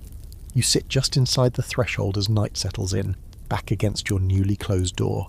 You strike flint and steel, coax a fire to life, and feel the difference already. The wind presses at the walls but doesn't sneak through like it used to. There's resistance now. Boundary.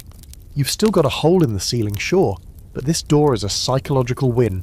It means this place belongs to you. You step outside, you're leaving something. You come back in, you're home, at least in the loose wilderness definition of the word. You lean against the rough grain, feel the creak in the hinges as the wind nudges the wood, and smile. Tomorrow may be windows, or maybe you'll finally tackle the hearth before your toes turn black. Either way, tonight, you sleep with a wall at your back, a fire in your cabin, and a door between you and the wild.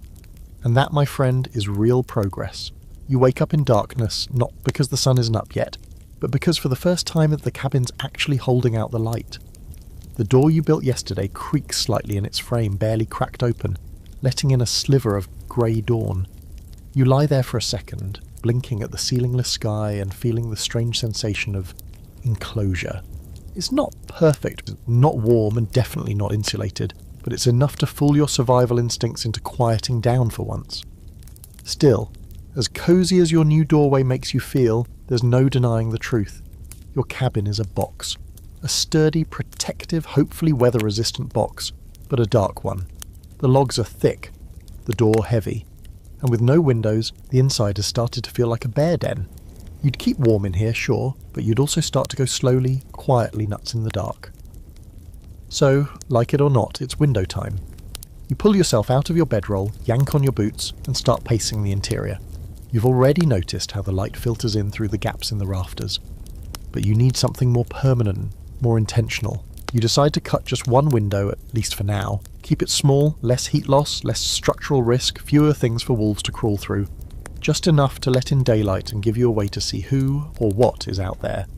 You choose the south wall, more sun in winter, less wind exposure. Smart, right? You mark off a rectangle about 2 feet wide and maybe 1.5 feet tall, nothing grand, no glass, just a hole you can close with a shutter when the weather turns mean. Cutting through the logs again is brutal. This time though, you know what you're in for. You bore the corners with your auger, then take your saw and carve slowly, teeth grinding through the seasoned wood. It takes hours. You stop and stretch halfway through. The sawdust piles up at your feet, warm and fragrant, and you catch yourself thinking, this is going to be worth it. You're not sure if that's optimism or denial, but you keep sawing. Eventually, the centre log chunk pops free, and for the first time sunlight pours through a square of open air into the cabin. You step back, squinting, surprised at how much of a difference it makes. The light hits the opposite wall like a spotlight. Dust floats in the beam, dancing silently. You didn't realise how dark it had become inside until now. It's like someone opened your brain and let in fresh thought. Next step, the shutter.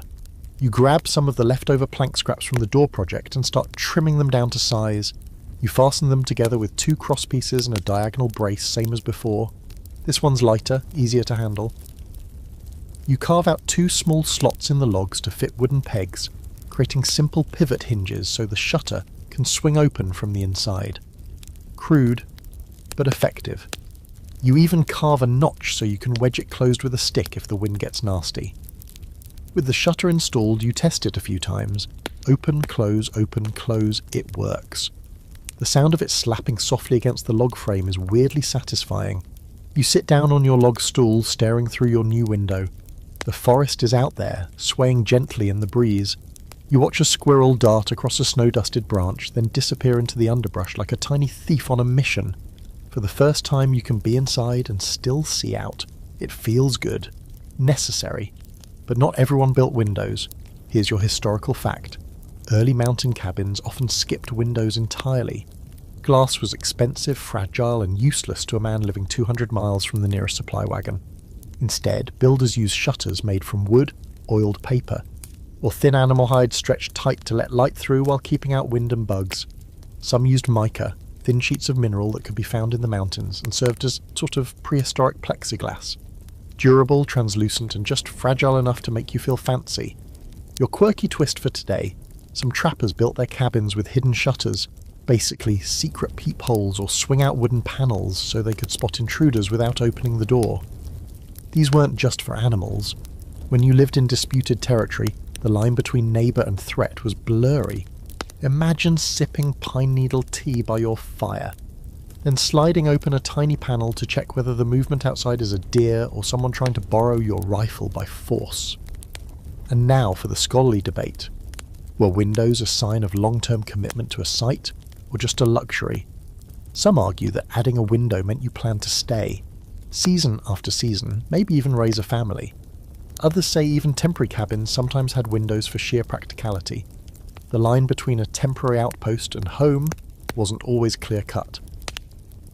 You built what you needed, and if what you needed was sunlight, you made a hole in the wall and figured the rest out later. By mid-afternoon, the sun has shifted just enough to stream directly through your window and across the interior.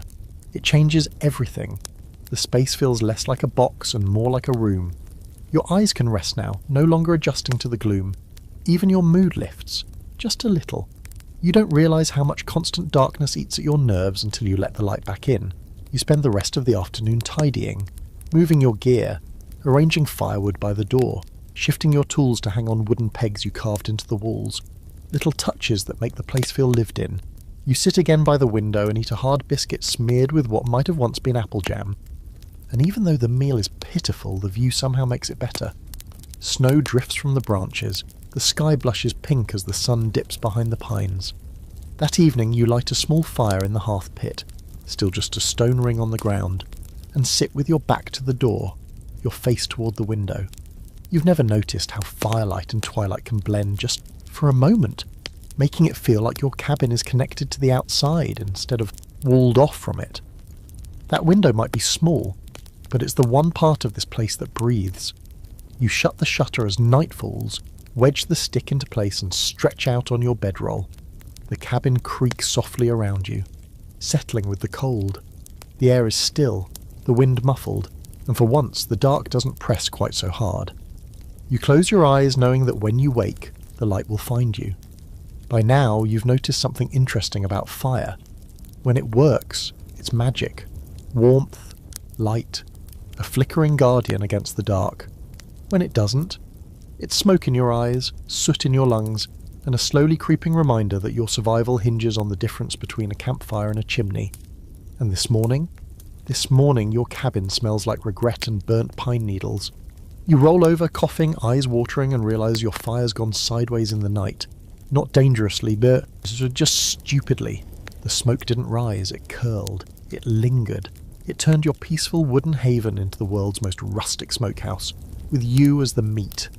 You grope your way to the shutter, crack it open, and let the cold morning air flood in. Instantly it clears out most of the haze, and about all of the warmth. You sit up wrapped in your blanket, and stare at your barely there hearth. It's just a circle of stones really, more ceremonial than functional. You need something better.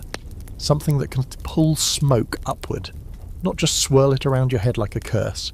It's chimney day. Building a chimney in the middle of nowhere with no bricks, no mortar, and only a passing understanding of airflow is a challenge that starts with optimism and ends with a face full of soot. You start by scouting for flat stones, broad thin ones you can stack like cards. Luckily, the nearby creek bed has just enough loose rocks to get started. You haul them back, arms aching, stacking them in a pile next to your cabin like a medieval mason with a muscle deficiency. Next, you need a place for the chimney to live. You pick the north wall, furthest from the door and right where your future fireplace will sit. You clear out your old fire ring and dig a shallow pit against the wall, then start laying the base stones, fitting them together like an uneven puzzle. You wedge smaller rocks between them for stability, and fill gaps with mud mixed with pine needles and moss, a frontier version of mortar that smells better than it works. Layer by layer, you build the chimney up along the wall, carefully angling it so the smoke has a path up and out. Every few rows, you stop to test the draw, lighting a tiny fire in the hearth and watching which way the smoke flows. At first, it rolls back into your face. Then slowly, with each adjustment, it starts to pull upward, climbing through the chimney's throat like it finally understands the assignment. You frame the opening inside the cabin with split logs, scorched black at the ends from past fires, and wedge stones into the corners to reinforce the edges. It's not a fireplace like you'd find in a country inn. It's rugged, uneven, a little wobbly, but it draws, and that's everything. The finishing touch is the chimney's crown, the topmost layer, poking above the cabin's edge like a flagpole made of rocks and soot. You stack a few flat stones into a crude cap, leaving enough space for airflow but blocking snow and rain from dumping down into your living room. You step back to admire it, face streaked with mud, hands stiff and blackened, and feel victorious. You built a chimney out of dirt and boulders. You half expect it to collapse out of spite, but it doesn't. Historical fact for the night: most frontier cabins didn't have brick chimneys, not unless they were close to a town or clay deposits. Instead, early trappers and settlers used cat and clay chimneys, a woven frame of sticks packed with mud and clay that hardened over time. It worked, sort of, until it dried out too much and caught fire. Others used dry stone like you just did, relying on careful stacking and a prayer. Chimneys were often the last thing added, because they were the most likely to fail. Your quirky twist? Some mountain men believed the smoke carried messages, or even souls, so a well-built chimney wasn't just about heat, it was about respect. One superstition held that if the smoke curled back into the room instead of rising out cleanly, it meant something unwelcome had entered your home. Superstition, sure, but try sleeping soundly with smoke creeping along your rafters and tell me your brain doesn't start imagining ghosts. Now here's the scholarly debate. Did early chimneys really improve air quality, or did they just move the problem higher? Some argue that without insulation, most of the heat escaped straight out the chimney, making the cabin warmer only in a 6-inch radius around the fire. Others say even a poor chimney dramatically improved survival, less smoke inhalation, less eye strain, and fewer surprise sparks leaping onto your blanket. The truth is, even a badly made chimney was better than none, and that's the standard out here, better than nothing. You take your first real test drive just before dusk. You stack some split wood in the hearth, scraps of pine and dry branches, and strike a spark with your flint. The fire catches, dances and grows. For a long minute you hold your breath watching, the smoke rising. It rises, straight up through the stones out the chimney's mouth. You hear the faintest whistle as the air draws upward, carrying the smoke with it, and your whole body sags with relief. The warmth follows, not just from the fire itself, but from knowing it'll stay here. You won't wake up coughing, choking on half-burnt pine. You might finally be able to dry your clothes without fumigating them. You sit by the hearth, legs stretched out, watching the flames lick the stone. The glow flickers on the log walls, bouncing light into corners that haven't seen it before. Outside, snow drifts down again, gentle and lazy. You pull your blanket tighter, lean back against the wall and just breathe. The fire crackles. The cabin creaks a little, settling into the cold. You stare into the flames and feel something new curling in your chest, something just barely recognizable. Comfort. Not much, but a spark of it. You fall asleep that night, warm, dry, and smelling faintly of smoke and pine, and for once it doesn't feel like a warning. It's amazing what one night of real warmth will do to your brain. You wake up the next morning actually feeling human, like a person with a purpose and not just a half-frozen sack of bones hoping to not die in his sleep. The chimney held, the fire drew clean, and for the first time since you staked your claim in the woods, you slept through the night without coughing up half a lung. Of course, your back still feels like you spent the night wrestling a bear on a bed of gravel, but hey, progress. And with warmth comes ambition.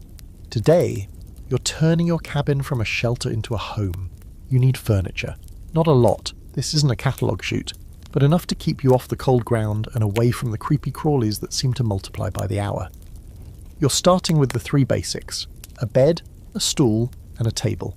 It's the frontier version of interior design. Rustic chic meets, please don't let me sit on another stump. You begin with the bed. Right now you're sleeping on a pile of pine boughs and wool, which is exactly as glamorous as it sounds. What you want is a raised platform, a place for furs, blankets, maybe even a dream or two. You scout through your leftover log pile and find 4 relatively straight limbs, about 4 feet long and 4 shorter pieces for legs. You cut simple mortises, square notches, in the corners and wedge the legs in tightly, then lash them with rawhide for added strength. The frame goes up with a satisfying creak. It's not high off the ground, just enough to keep you away from the cold dirt and the occasional scuttling bug, but it already feels like royalty.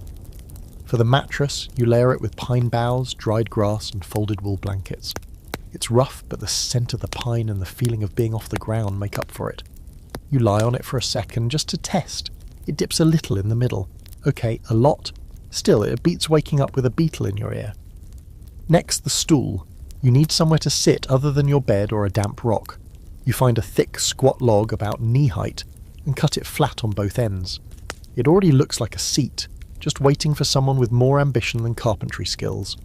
You smooth the surface with your draw knife, then carve 3 shallow holes underneath for legs. You cut 3 angled sticks, whittle their ends to pegs, and pound them into the holes. It wobbles, of course, every handmade stool does, but after a little adjusting it holds. You sit on it and feel a brief, almost ridiculous swell of pride. A seat. An actual place to sit and eat. Or think so. Or just stare at the fire without leaning on your knees like a sad poet.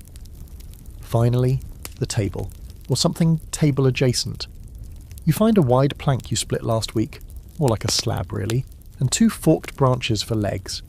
You notch the underside of the plank and fit it onto the legs like a giant flat spoon resting on a wooden cradle. It's uneven, it tilts slightly to one side, and you're 95% sure a raccoon could topple it with enough motivation. But it works. You can place your gear on it, eat on it, sharpen tools on it. It transforms the space from a survival shelter into a place you could imagine spending the long, dark days of winter. As you build, your cabin starts to feel different. The act of placing things inside, furniture, tools, routines, changes its energy. You're not just visiting anymore, you're settling. The walls feel less like barriers and more like arms drawn close around you.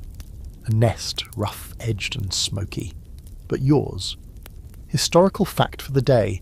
Most early frontier furniture was built on site, often with 0 nails and barely any tools. Peg and hole joints, lashings and wedge fittings were the norm. Settlers and mountain men alike relied on what they had: green wood, leftover logs and creativity. Beds were often nothing more than stretched hides on 4 poles. Tables were slabs balanced on stumps. And stools?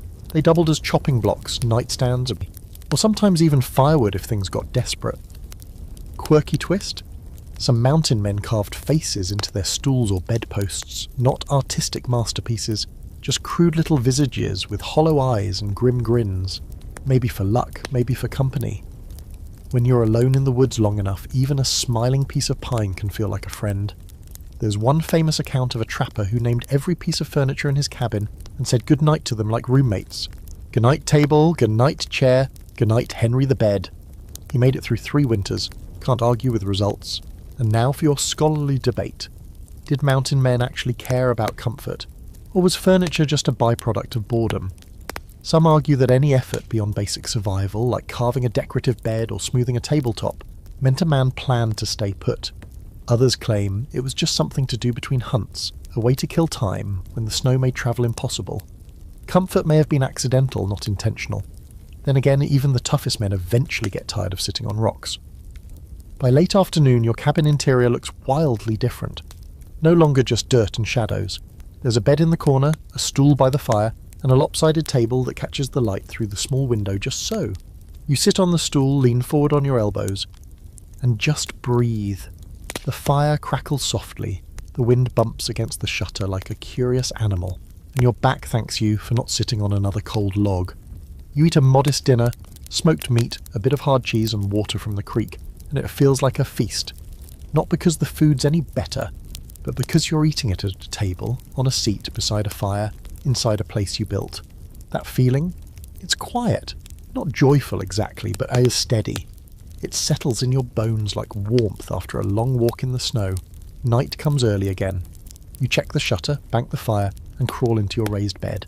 The pine boughs creak under your weight, and the scent is sharp, clean, grounding. The rafters above are still bare, but somehow the cabin feels smaller in a good way. Less like the world could slip in and more like you've carved out a little slice of peace. And before you fall asleep, you mutter softly to the room, barely loud enough for the logs to hear. Good night, Henry the bed. You wake up to silence. Not peaceful silence. Ominous silence. That thick, weighty kind of hush that settles over the forest right before something terrible happens. You lie still for a second, ears straining. But there's no wind, no birds, no scurrying of mice in the rafters. Just stillness. Heavy, white stillness. Then you sit up, pull open the shutter, and yep, there it is. Snow. Real snow this time. Not a dusting, not a polite little warning, but a full-on, knee-deep, mood-destroying carpet of cold that stretches across the clearing and coats every surface like winter's finally cashing in its chips. The sky is still thick with it too, spitting flurries that spiral downward like a blizzard trying to pace itself. You don't say anything, just exhale long and slow and close the shutter again. Because you knew this was coming. You knew it the moment you cut the first log, and now it's here. Winter has arrived, unapologetic, heavy-footed and unamused by your progress. So what now? Now you winterproof. First step, seal the cracks. You walk around the inside of the cabin, inspecting the walls with fresh urgency. Every tiny space between logs is now a potential draft tunnel. A cold air express lane pointed directly at your spine. You thought you did a decent job chinking the gaps as you built, but now you're noticing hairline seams, places where the logs don't sit as snug as they should, where wind could slip through like a knife between ribs. You gather your chinking materials, mud, moss, strips of bark, and whatever else you can find not buried under 2 feet of snow. It's wet work, cold work. You pack the mix into every crack and press it in with your fingers until it feels like sealing up the cabin with your bare hands. You smear the mixture into seams like icing on a terrible cake, ignoring how the mud seeps into your gloves and numbs your fingertips. The window gets extra attention. You wedge bark strips around the shutter frame, add a few furs to the inside to act as a curtain, and suddenly the cabin's interior feels quieter, tighter. It's not warm exactly, but the edges aren't bleeding cold anymore. Next comes the door. The bottom still has a draft. You grab some leftover wool scraps, roll them tight and jam them along the threshold. Then you hang a blanket across the inside of the door on a peg stick, so even when it's closed you've got a second line of defence. It hangs awkwardly, and smells vaguely of old socks, but it does the job. Then it's time to think about firewood. You've got a pile outside covered in a makeshift tarp of stitched together hides, but it won't last. Not in this weather. You start bringing it inside, load after load stacked neatly against the wall by the hearth. You fill the corner until it looks like a miniature lumberyard, then stack kindling in bundles, tying it with twine you twisted from green bark weeks ago. It feels good. Secure, like stockpiling comfort. You glance at your chimney and say a silent prayer to the gods of smoke and draught. Then you light the fire. It catches quick, burning hot now that the hearth's had time to dry and settle. The flames throw heat across the room, bouncing off the log walls and into the corners. You move your stool closer and warm your hands, feeling the bite of the day finally start to fade. Then you remember the roof. It's still just rafters, just bones. You haven't shingled it yet. And now, snow's creeping in between the beams like a thief in the night. You throw on your coat, stomp outside and assess the damage. Snow has begun to pile in the centre, falling through the open roof onto your floor like your cabin is a novelty snow globe and someone gave it a good shake. You knew this was a problem. You just didn't expect the problem to show up this fast. So you improvise. You haul out your oilcloth tarp, previously your sleeping ground sheet, and stretch it across the rafters as a temporary roof. You tack it down with sharpened sticks and wedge snow around the edges to seal the wind out. It's a stopgap measure, but for now, it'll buy you time. Time to finish the real roof before the weather gets even worse. Because this is just the beginning. Historical fact for the day. Frontier cabins were often built with winter into mind, even if they didn't finish everything before the snow hit. Early trappers used chinking materials like clay, moss, and even dried dung to seal gaps, and while their roofs were covered with hand-split shakes, wooden shingles cleaved from logs with a froe and mallet. Some cabins didn't even have full roofs until midwinter. They just layered branches, hides or bark to survive the first few storms. Quirky twist? Some trappers believed that a well-chinked cabin could hold in spirits, good or bad. One superstition warned against sealing all the cracks in a cabin, claiming that you needed at least one small gap to let the soul breathe. Otherwise, the cabin might trap more than just heat. Whether you believe in ghosts or not, it's enough to make you hesitate before sealing the very last seam. And here's the scholarly debate. Did mountain men really prepare for winter, or did most just wing it and hope for the best? Some accounts suggest intense preparation, weeks of cutting wood, drying meat, sewing furs and sealing cabins. Others tell stories of men scrambling to finish shelters while the snow was already falling, working by torchlight with frozen fingers and half-built roofs. Either way, winter came when it wanted, and the prepared fared only slightly better than the desperate.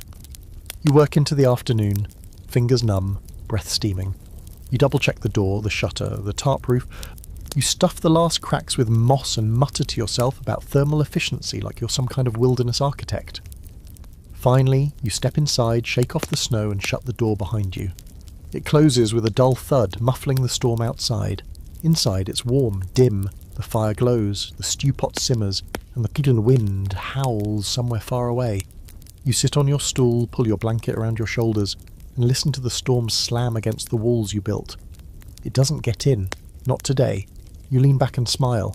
You've made it to winter. Now all you have to do is survive it. By the time the storm finally lets up, the world outside your cabin has changed. The clearing is buried under nearly 3 feet of snow, so pristine it almost looks fake. Trees sag under the weight of it, boughs bending like old men with too many regrets. The trail you made weeks ago, the one that led from the creek to your firewood pile, has vanished completely. It's just white now. White in every direction. You crack open the door and step into it carefully, boots sinking deep into the silence, and your first thought is not about beauty or danger, it's about food. You're hungry. Not the Pulitzer kind of hungry where you open the fridge and stare into it like it's supposed to inspire you. No, this is the deeper, colder, wolfier hunger, the kind that reminds you your body is an engine and winter is cruel to engines without fuel, and the truth is, your rations are thinning. What meat you dried earlier in the fall is nearly gone, and you're down to the last heel of a bannock loaf so hard you could use it to hammer pegs. So today's mission, Mountain Man Meal Prep, also known as figure out how to eat before your stomach stages a rebellion. You start by checking your traps. You've got a handful set near the creek and a few in the thickets beyond the cabin. Snowshoe prints dot the fresh powder, and you follow them with a quiet hope that's maybe a little desperate. The traps are simple, snares made from braided sinew and twitch-up deadfalls, but you've had luck before. Today, you find a rabbit in one of the snares, stiff with the cold, already half covered in snow. You crouch down, lift it from the loop, and say a quick thanks. Not poetic, just the muttered kind of gratitude you give to the universe when it agrees to feed you. You clean it back at the cabin, quick and clean, saving the hide to dry later. The meat's lean, but there's enough for a stew, and you toss the bones into the pot too for flavour. Into the kettle goes everything. Meat, water, a handful of dried root you dug up weeks ago and forgot about, and the last chunk of salt the size of your thumbnail. You hang the kettle from a metal hook you wedged between 2 stones in the hearth, and sit back as the fire brings it to a simmer. The smell rises slow, earthy, meaty, comforting in that wild way that makes your shoulders drop an inch just smelling it. You poke the fire, adjust the pot, and for the first time in days, you anticipate the next meal instead of just tolerate it. While it simmers, you decide to make bannock. It's the simplest of breads, just flour, water, and a bit of fat if you're lucky, but it fills the belly and lifts the spirit, at least a little. You mix the last of your flour with water in a carved wooden bowl. Stir it into a dough and pat it flat into a disc. You set it on a hot rock beside the fire and watch it puff slightly, the surface blistering with heat. It smells like survival, like a frontier breakfast, like something you'd remember later, when your fingers aren't frozen and your firewood pile isn't shrinking by the hour. You eat slowly when it's done. Rabbit stew, rich and hot, with the bannock to mop up the broth. It's not a feast, but it's real food. It warms you from the inside out, and you lean back afterward, feeling something close to full for the first time in what feels like weeks. You scrape every last bit from the bowl and lick your fingers, because out here, nothing gets wasted, not time, not effort, and certainly not stew. Historical fact of the day, mountain men often survived the winter on a diet that modern folks would call barely edible. Dried meat, usually bison or venison, bannock, pemmican, a dense paste made from fat, dried meat and berries, and whatever they could trap or shoot on short notice. Vegetables were rare. Salt was treasure. Coffee? Only if you'd traded for it or hoarded it like gold. Some trappers kept a pouch of roasted chicory root as a substitute. Bitter, earthy, and just enough to trick the tongue into thinking you were civilized. Quirky twist. There are reports of mountain men cooking porcupine, beaver tail, and even the occasional pine squirrel. Not for flavour, those options tasted like bark and remorse, but because in deep winter you didn't get to be picky. One old trapper claimed roast squirrel fat on a stick was a delicacy provided you didn't mind the fur. There's even an account of someone baking acorn bread, though calling it bread might be generous, more like a sad, bitter brick of survival. Now for the scholarly debate. Did mountain men plan their winter food supply, or just wing it and hope they could hunt enough along the way? Some historians say trappers stockpiled all autumn, drying meat and storing fat in animal bladders like makeshift Tupperware. Others argue many of them just moved constantly, following game trails and trusting them with their rifles more than their root cellars. Some cabins show signs of food storage pits and dugout caches, while others suggest a lifestyle of near-constant foraging. As always, probably depended on the man and just how many winters he'd already survived. Later that day, you clean your bowl and sharpen your knife, then hang the rabbit pelt to dry on a peg near the hearth. The light from your little window catches it just right, and for a second the cabin feels stable. Not fancy, not finished, but like something that might actually hold. You add a few more logs to the fire, check the draft of the chimney, and sit down to plan your next move. Because winter isn't just about staying warm, it's about staying fed. The next snowstorm could last for days. The animals could disappear deeper into the woods. Your traps might come up empty. So you make a list in your head, more firewood, more snares. Maybe try to catch fish under the ice if you can find a way to not freeze doing it. You might even try making pemmican, if you can scrape together enough fat. The light fades early again, and you bank the fire high. You crawl into your bed, belly warm, hands clean, and for the first time in a long while, not feeling the gnaw of hunger as you close your eyes. You sleep with the satisfaction of someone who caught their own dinner and turned it into something vaguely edible, which, in the wilderness, is as close to a gourmet meal as it gets. You wake to a sound you never thought you'd miss, dripping, soft, rhythmic, faintly musical. Water falling from the eaves, tapping against the hard-packed snow outside. You crack open the door and blink into a morning that looks more like early spring than deep winter. The sky is soft grey, the air strangely warm, and the trees are shedding their snowcoats in big lazy chunks. It's a thaw, a rare, fleeting gift, and you know exactly what that means. Time to deal with water. The irony isn't lost on you. You've spent the last month praying for heat, hoarding firewood, building walls and fires and blankets between yourself and the cold. And now that warmth has arrived, it brings its own set of problems, mainly where all that melting snow is going to go. The short answer? Downhill. The long answer? Into your cabin, if you're not careful. You step out and walk the perimeter. The ground is slushy under your boots, the snow receding in puddles, revealing patches of brown earth and trampled pine needles. It's messy. It's beautiful. It's dangerous. If your cabin isn't set up for runoff, water will pool along the foundation, seep under your walls, and turn your hard-earned floor into a soggy sponge. First, you grab your shovel and start digging shallow trenches. Nothing fancy, just narrow ditches angled away from the cabin to divert the water flow. You shape them like little rivers, circling the higher ground and guiding the melt toward a natural dip near the trees. It's exhausting work, churning wet, half-frozen soil, but the payoff is immediate. You watch the water change course, gurgling through your makeshift canal system like it respects your authority. Then you check inside. The floor's mostly dry, but the corner near the door is damp. Not flooded, not swampy, just threatening. You wedge a few flat stones under the sill and stuff more moss into the gap below the threshold. You rake the dirt floor smooth and add another layer of pine boughs for insulation. It's a temporary fix, but everything out here is temporary, even the weather, and speaking of water, drinking water.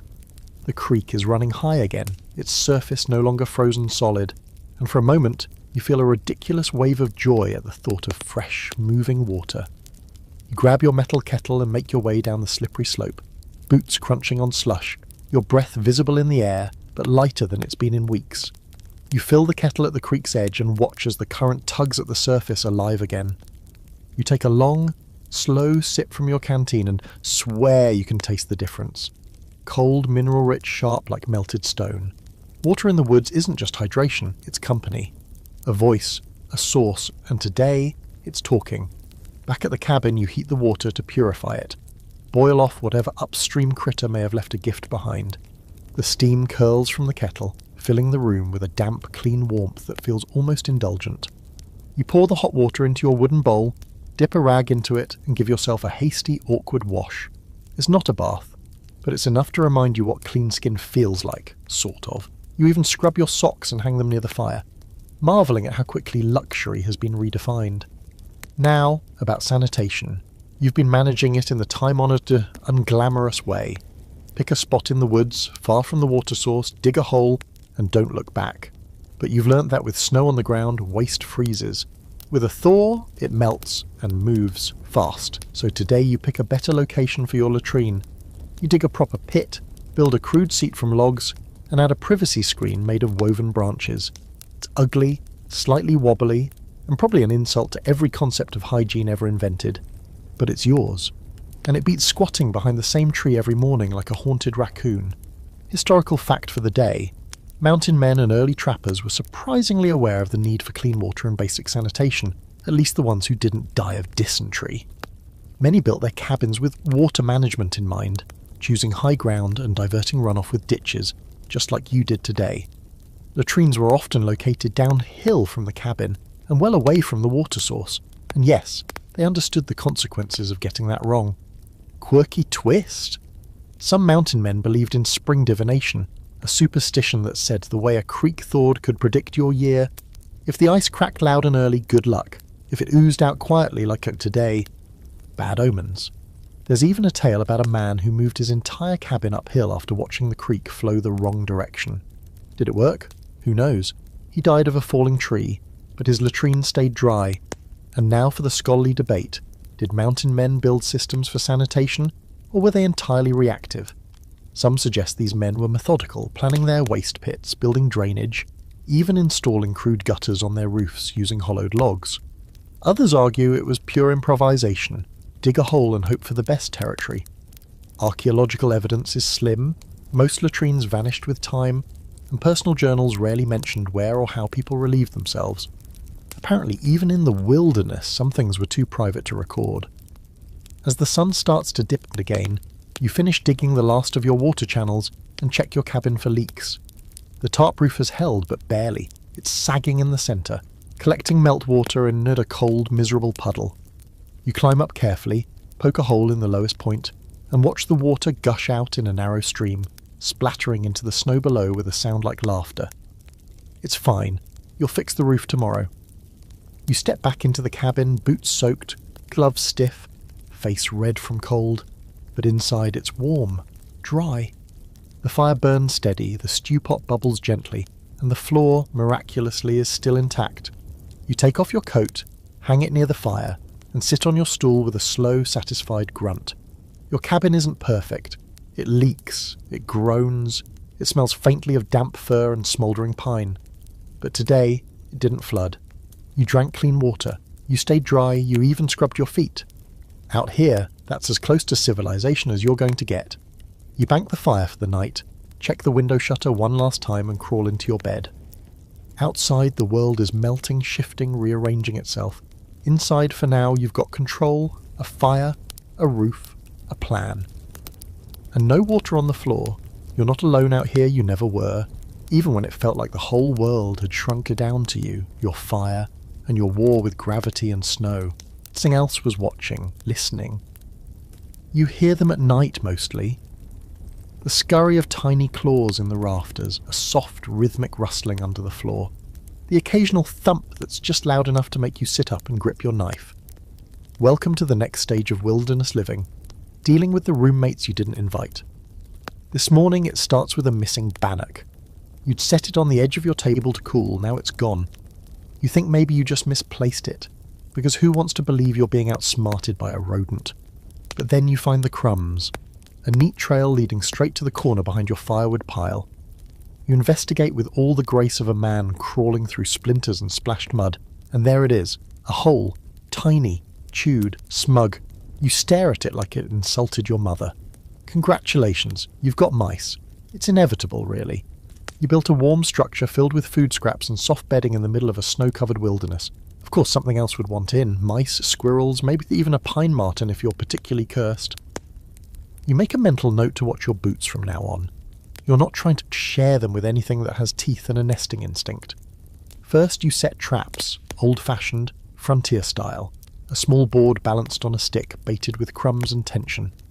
You've read about a method using a tin can, some string, and a pebble, but your engineering confidence is too fragile for that right now. You set a few along the base of the wall, another near the firewood, and one by the bed. Then you sit back and listen. It's quiet for hours. Then right around dusk, snap. You check and confirm. Mouse. Tiny. Grey. Dead. You feel a brief pang of guilt, then remember the missing bannock. The chewed bedding, the twitchy little footprints across your table. War is war. Still, you're not heartless. You take the body outside, bury it beneath the snow, and offer a simple apology. Next time, knock. But the mice aren't your only visitors. That night, you hear something bigger. Not in the cabin, outside. A soft snuffling sound like someone dragging a heavy sack through the snow. You go still, heart ticking louder than the fire, and slowly move to the shutter. You lift it just a crack and peer into the moonlit clearing. Eyes, low to the ground, pale, wide, reflecting the firelight. A fox. You exhale slowly. Not a predator, not a threat. Just a four-legged thief on a scouting mission. The fox watches the cabin for a moment, then trots off into the trees, tail high and unconcerned.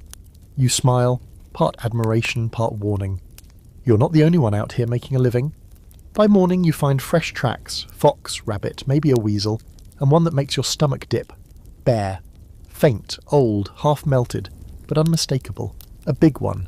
You tell yourself it's gone, tucked away in some deep den, dreaming of spring. You also sharpen your axe and reinforce the door latch, just in case dreams aren't enough. Historical fact of the day, mountain cabins were rarely critter-free. Mice, squirrels, and insects were constant companions, especially once food entered the picture. Early trappers tried to keep their supplies in sealed sacks tied from rafters or buried in dugouts beneath the cabin. Some cabins had raised floors with tight seams, others added metal sheeting around table legs to keep pests from climbing. But most just learned to live with the noise, until it started nibbling on their toes. Quirky twist? One famous frontiersman reportedly kept a squirrel as a pet. Said it was good luck, named it Whiskey, claimed it could predict weather changes based on how much it twitched. Another kept a raven that stole buttons and dropped them into the hearth, like it had a grudge against fashion. The line between vermin and companion was blurry, especially after a few weeks alone. Now for the scholarly debate. Were cabins more vulnerable to animals than open camps? Some argue cabins invited rodents and scavengers by offering warmth and shelter. Others suggest the structure kept them out so long as you maintained it. Journals from the period are split. Some men built elaborate food storage systems, others left meat hanging in the rafters and hoped for the best. One recurring theme? Everyone had mice. You spend the day sealing more gaps. Chinking isn't just for weather now, it's your first line of defence. You stuff pine needles and mud into corners, nail a scrap of rawhide over the mouse hole, and hang your food from the rafters in a bag tied tight and high. You also create a barrier around your bed using stacked firewood and a circle of ash. Mostly superstition, but when you're this deep into winter, superstition starts to feel like common sense. That night, you sit by the fire and listen. The crackle of burning sap, the whisper of wind against the cabin walls, a faint rustle in the rafters that you choose to believe is just the house settling. You eat your meal, bannock and thin stew, without interruption. No missing portions, no gnawed edges. The traps stay silent. The fox doesn't return. You fall asleep with your knife tucked under your pillow and one boot within reach, just in case something decides to nest in it. The wilderness doesn't stop at the walls. It leaks in, slips through cracks, hides under the bed, and sometimes just stares at you from the trees. You built a cabin, but the forest never really leaves you alone. It was only a matter of time before you started talking to inanimate objects. The first time it happens, you don't even notice. You're halfway through patching another log seam, your hand raw, your knees cold, when you pat the chinking in place and mutter, "There, that's better, isn't it?" The cabin doesn't respond, of course, but it feels like it listens. You pause, stare at the log, then shrug. Talking to the walls is better than talking to yourself, right? That logic doesn't hold up. Over the next few days, the cabin becomes less of a structure and more of a cast of characters. The stool, loyal but loud. The table, wobbly and unpredictable. The door always seems to stick at the worst possible moment, like it enjoys watching you struggle. Your axe has a name now. Margaret. Why Margaret? You don't know, but when Margaret cuts clean, you thank her. When she glances off a knot and nearly takes your shin, you scold her like a stubborn mule. You're not losing it. Not exactly.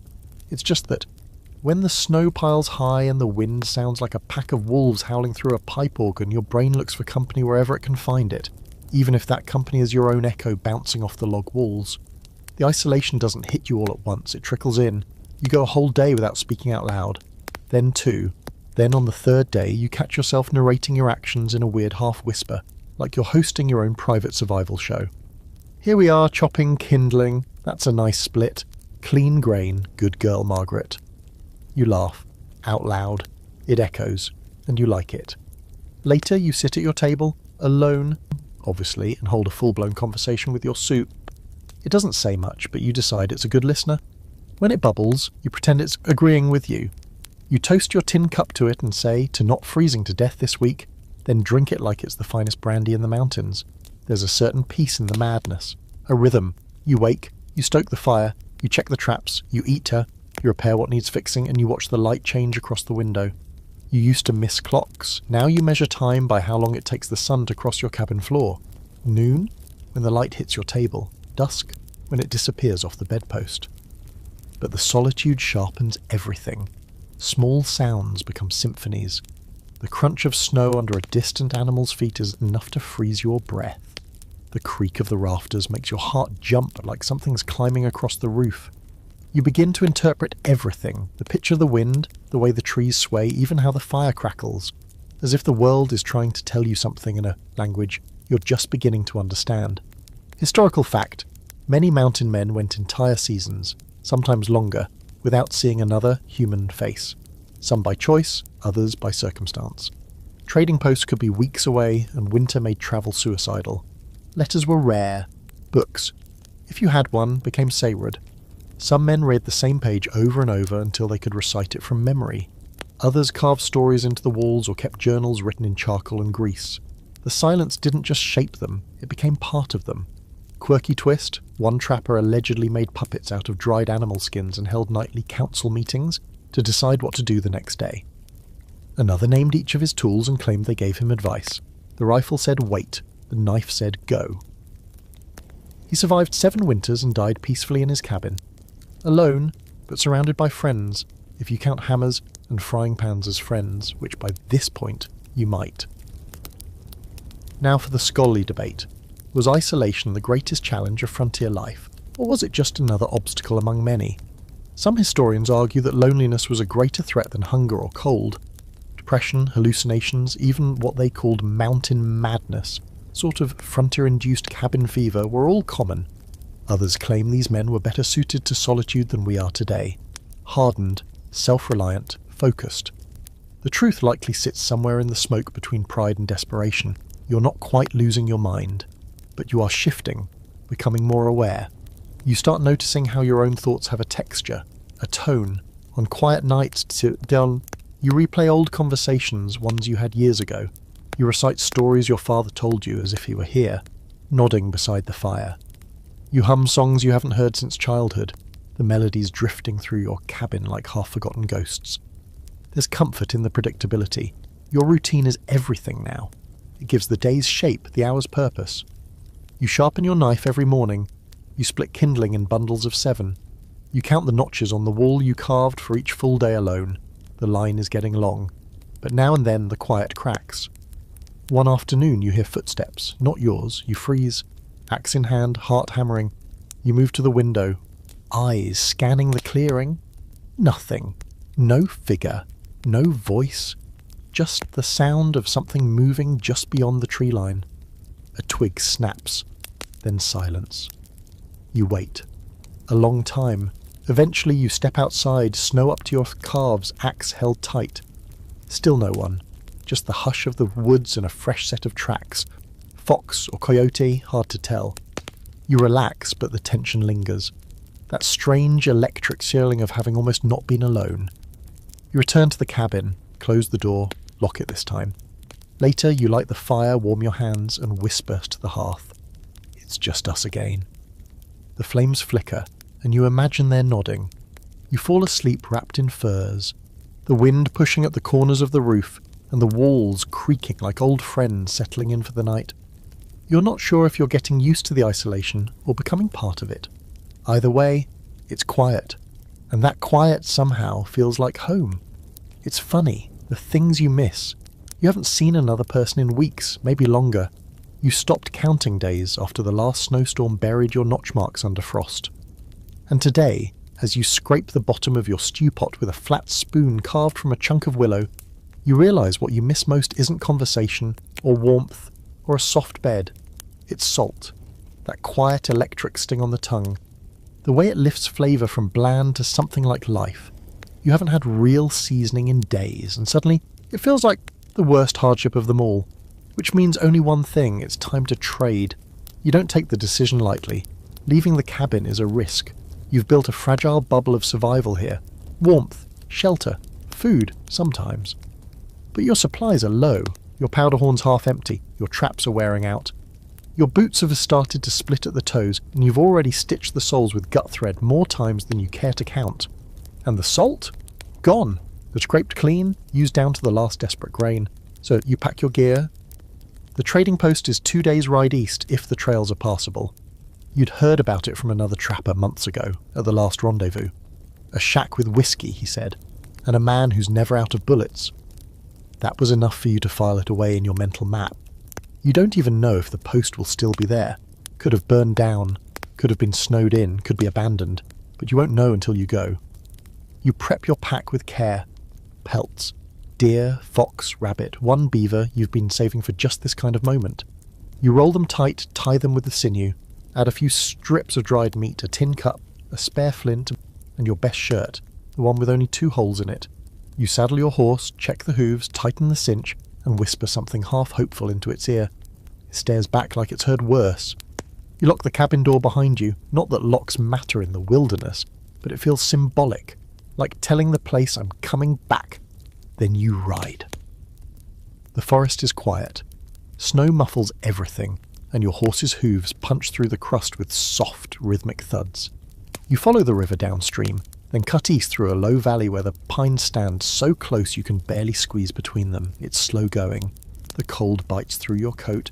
You shift in the saddle every few miles, legs stiff, back aching, eyes scanning every tree like it might jump out and demand a toll. By nightfall you make camp near a frozen spring. You set up a lean-to with your oilcloth, build a fire with kindling from your saddlebag, and boil snow in your tin cup. Dinner is dry meat, bitter tea made from pine needles, and a single roasted onion you found buried under your gear. You eat it like it's cake. You dream of salt. The next day the trail opens up. You find a half-buried path and follow it until the trees thin and the ground levels out. And then, just before dusk, you see it. A low structure nestled against the base of a rocky hill. Smoke curls from the chimney. A tanned hide flaps from a pole above the door like a flag. The trading post. You tie off your horse, pat its side, and step inside. Warmth hits you like a punch. A fire in the corner, dim lantern light, the smell of pipe smoke, sweat, and something cooking that smells suspiciously like raccoon. Behind a rough planked counter stands a man whose beard enters the room before he does. He looks up, doesn't smile, just nods once. You nod back. In this world, that's a full conversation. You lay out your goods, 2 fox pelts, 1 deer, 1 prime beaver. He pokes at them with a grimy finger, grunts, and turns to his shelves. What you get in return: a bag of coarse salt, a pouch of powder and lead, 3 candle stubs, 1 whetstone, and your heart stops coffee. Real coffee. Dry, ground, bitter, smelling magic. You trade 1 more rabbit pelt for a jar of molasses so dark and thick it moves like tar. Worth it. You stay 1 night. Not for comfort, there isn't much, but for the simple relief of hearing another human breathe. You talk a little. The trader tells you about another man who passed through 2 weeks ago, looking for tobacco and a spare boot. You don't ask names, doesn't matter. But knowing someone else is out here, that sticks with you. You leave at dawn, pack heavier, heart lighter. Historical fact: mountain men relied heavily on trading posts for survival, especially in winter.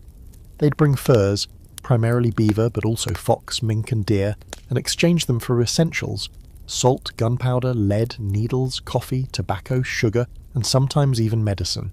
These outposts were lifelines in the wilderness, often run by former trappers who'd seen enough winters to know better than to stay mobile. Quirky twist: some trading posts had their own currencies, like beaver tokens or tally sticks. Others accepted stories or favours in exchange for goods when supplies ran low. There are tales of trappers performing music, patching roofs, or even giving tattoos in exchange for a handful of coffee or a single brass button. Wilderness economy was less about coins and more about usefulness. And here's your scholarly debate. Were trading posts primarily social hubs, or just functional supply stops? Some researchers argue they acted as psychological oases, places where solitary men could connect, gossip, and remember they were human. Others say they were strictly transactional, with conversation kept to a minimum and prices deliberately brutal. Diaries vary. Some describe laughter and storytelling by firelight. Others mention only silence, frost, and the smell of wet fur. You arrive back at your cabin on the third day, exhausted but buzzing. You unload your gear, hang the salt pouch with reverence, and build a fire so hot it feels like summer. You brew coffee in your tin cup, thick, black, glorious, and sit at your wobbly table, hands cupped around the heat like it's your first taste of civilization in a decade. You pour a few grains of salt into a stew and nearly weep. Flavour returns, so does memory. You feel human again, not fancy, not clean, but alive. That night the fire burns low, and you sit by the window staring at the moonlit snow. You're still alone, but knowing others are out there, even just one other man trading for tobacco, is enough to hold back the edges of madness for a little longer. You whisper to the room, "We've got salt again." The cabin creaks, the fire pops, and you swear you hear Margaret the Axe sigh in agreement from the corner. The cold has changed you. Not just in the obvious ways, calloused hands, a beard you could lose a small bird in, as a general scent profile that could be described as wood smoke meets desperation. No, it's deeper than that. You think differently now, slower, quieter, more deliberate. Like the world has taught you that every motion costs energy, and every decision echoes. So when you hear the first crunch of footsteps outside your cabin, human footsteps, you don't rush, you sit still listening, breathing. One hand slowly curling around the grip of your rifle, the other reaching to pull the shutter open a crack. You haven't seen another person since the trading post weeks ago. Out here, footsteps don't come without purpose, they mean a visitor, a stranger, a problem. The figure appears just beyond the tree line, a silhouette against the snow, heavy coat, hat low, a long rifle slung over one shoulder and a pack dragging behind. You ease the shutter shut and step back into the warmth of the fire, unsure whether to be relieved or alarmed. A stranger at your door could be company, could be death. Out here it's often both. A knock, not loud, just 3 slow raps, like the man outside knows better than to demand entry. You wait a moment longer, then open the door. You're both quiet, staring. He's older than you, maybe 50, maybe 60. Weathered skin, grey streak in his beard, eyes like flint. He gives a slow nod, one trapper to another, and says, "Got turned around. Cabin's yours?" You nod. He doesn't step forward. You don't invite him in. There's a long pause where the fire crackles louder than your heartbeat. Then finally, "Got anything to trade?" That's the real question, the only one that matters. You open the door wider, step aside. He enters, shrugs off his snow-caked coat and squats by the fire like he's known it all his life. He lays his pack beside him and starts pulling things out, furs, dried meat, a half-used bar of lye soap, and to your astonishment, a folded sheet of waxed parchment with coffee beans inside. He offers the beans for some salt. You hand it over without blinking. You share a meal, thin stew with rabbit meat, salt, glorious salt, and a touch of the molasses you saved for something just like this. He eats slow, methodical, like a man who doesn't trust the meal to last. You talk, finally. Not much. Names aren't exchanged. He says he came from the west, crossed the Tetons last season, hasn't seen another man in weeks. He speaks like you do now, quiet, efficient, just enough to cover the silence. As night falls, you give him a place to sleep on the floor near the fire. He unrolls his blanket and doesn't say thank you. He doesn't need to. Out here, hospitality is as transactional as trading coffee for salt. You share warmth, and in return you get presence. A human voice, a body that breathes. Historical fact, trappers crossing paths in the wilderness operated under an informal but deeply ingrained code. You didn't knock without cause, you didn't enter without permission, you never asked too many questions. Company was rare, dangerous and valuable, something to be measured carefully.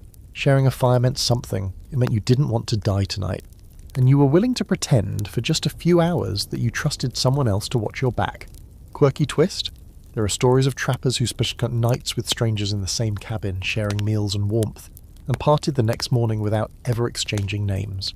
Some believed names held power, that if you gave yours too freely, it could be used against you.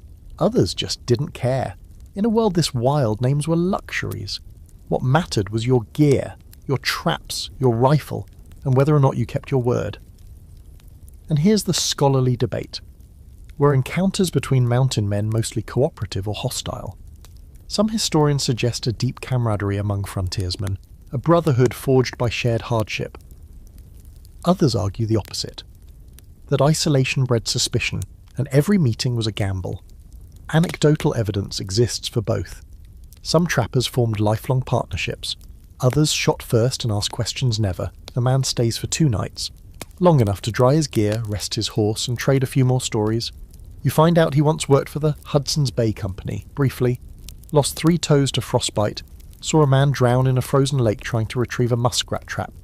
He chuckles when he says it, like it's just a footnote in a long, ridiculous life. On the morning of the 3rd day, he packs up quietly and nods once before stepping out into the snow. No handshake, no farewell, just a shared look, one that says, "You're still alive, so am I."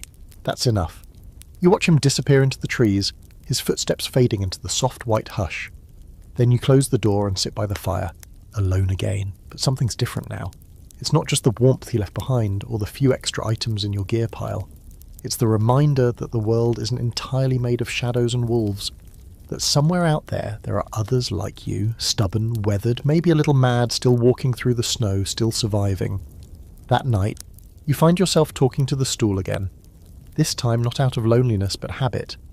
You sit at your table, drink a cup of bitter coffee brewed from the stranger's beans, and imagine him out there, tucked under a fir tree or curled into a ravine, drinking his share.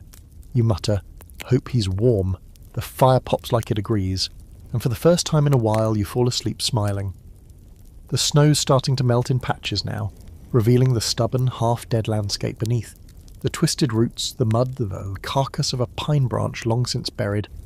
The sun stays out a little longer each day, just enough for you to notice. It's not spring yet, not really, but something in the wind says it's on the way. The trees seem to breathe easier, and you, well, you're still here. Still walking, still carving notches into the log beside the door like a prisoner in a very rustic, very voluntary cell. And then, one morning, you wake up and feel it. Not just the warmth in the air, but the pull, that old restless twitch that says it's time to go somewhere. Not far, just away. Somewhere with people, even if only briefly. Somewhere you can stretch your leg. Maybe hear a new story that didn't come from your own brain. That can mean only one thing. Rendezvous season is coming. You start preparing. Even though you haven't seen anyone since the old trapper with the frostbitten toes, word travels like smoke through the trees. A rendezvous will be held to the north, near a pass by the river's split. Same place as last year, probably. It's unspoken, scattered knowledge. No mail, no maps. Just instinct, memory, and the occasional boot print where it shouldn't be. Rendezvous isn't just a gathering, it's an explosion. A brief, chaotic miracle of noise, barter, song, smoke, spilled whiskey, and lies told at full volume. A place where trappers, traders, natives, and anyone mad enough to live in these hills all descend on a meadow and pretend for a week that they remember how to be social animals. You sort through your goods, furs mostly, rolled, cleaned, brushed until they shine. Your best are 2 fine beaver pelts and a thick winter fox with a coat so white it hurts to look at. You pack dried meat, a little of the molasses, a few carved items you've been tinkering with, a spoon shaped like a snake, a cup with a bear etched into its side, a button made from polished bone. Odd things, trade bait, conversation starters. You dress the part. Your good shirt, meaning the one with fewer than 5 visible stains. You even oil your boots, smooth your beard with bear grease, and string your powder horn with a new leather tie. It's not vanity. It's marketing.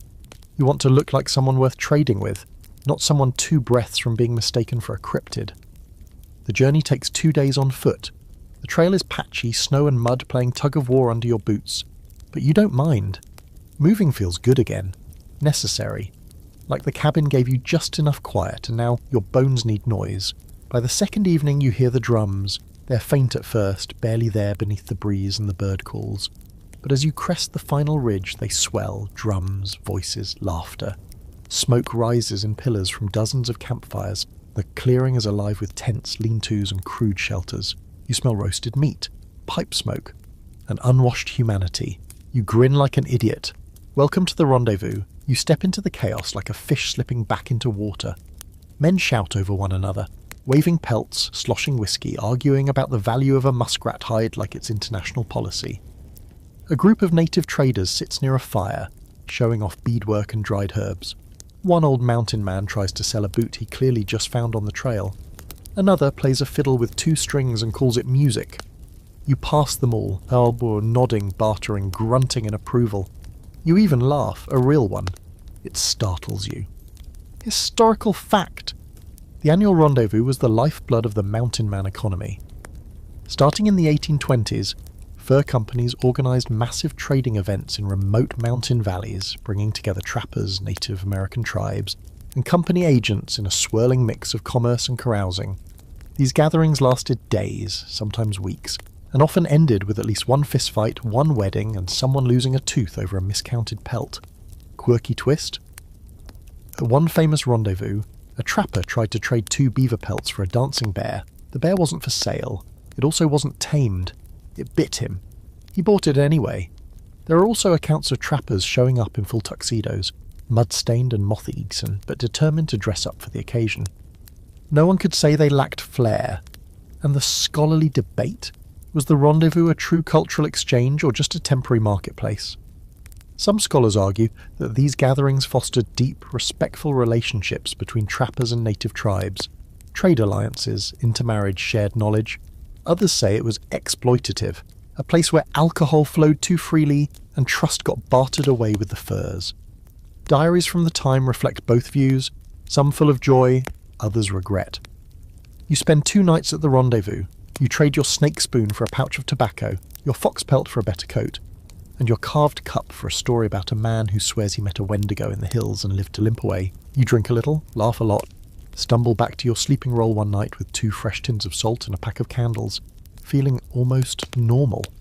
On the 3rd day, you pack up and head out before sunrise. That's how it goes. You come in silent, you leave the same way. No goodbyes, just nods. Your pack is heavier now, your mood lighter. You walk fastly like the mountains are glad to have you back. When you finally see your cabin again, half hidden by fir trees, chimney gently puffing, door still just slightly crooked, you feel it in your chest. Not excitement, not relief, just rightness. Like this is the page you were meant to come back to. The fire's low inside, but waiting. The bed creaks when you sit on it. Your stool hasn't run off. Margaret the axe is still in the corner, smug and sharp.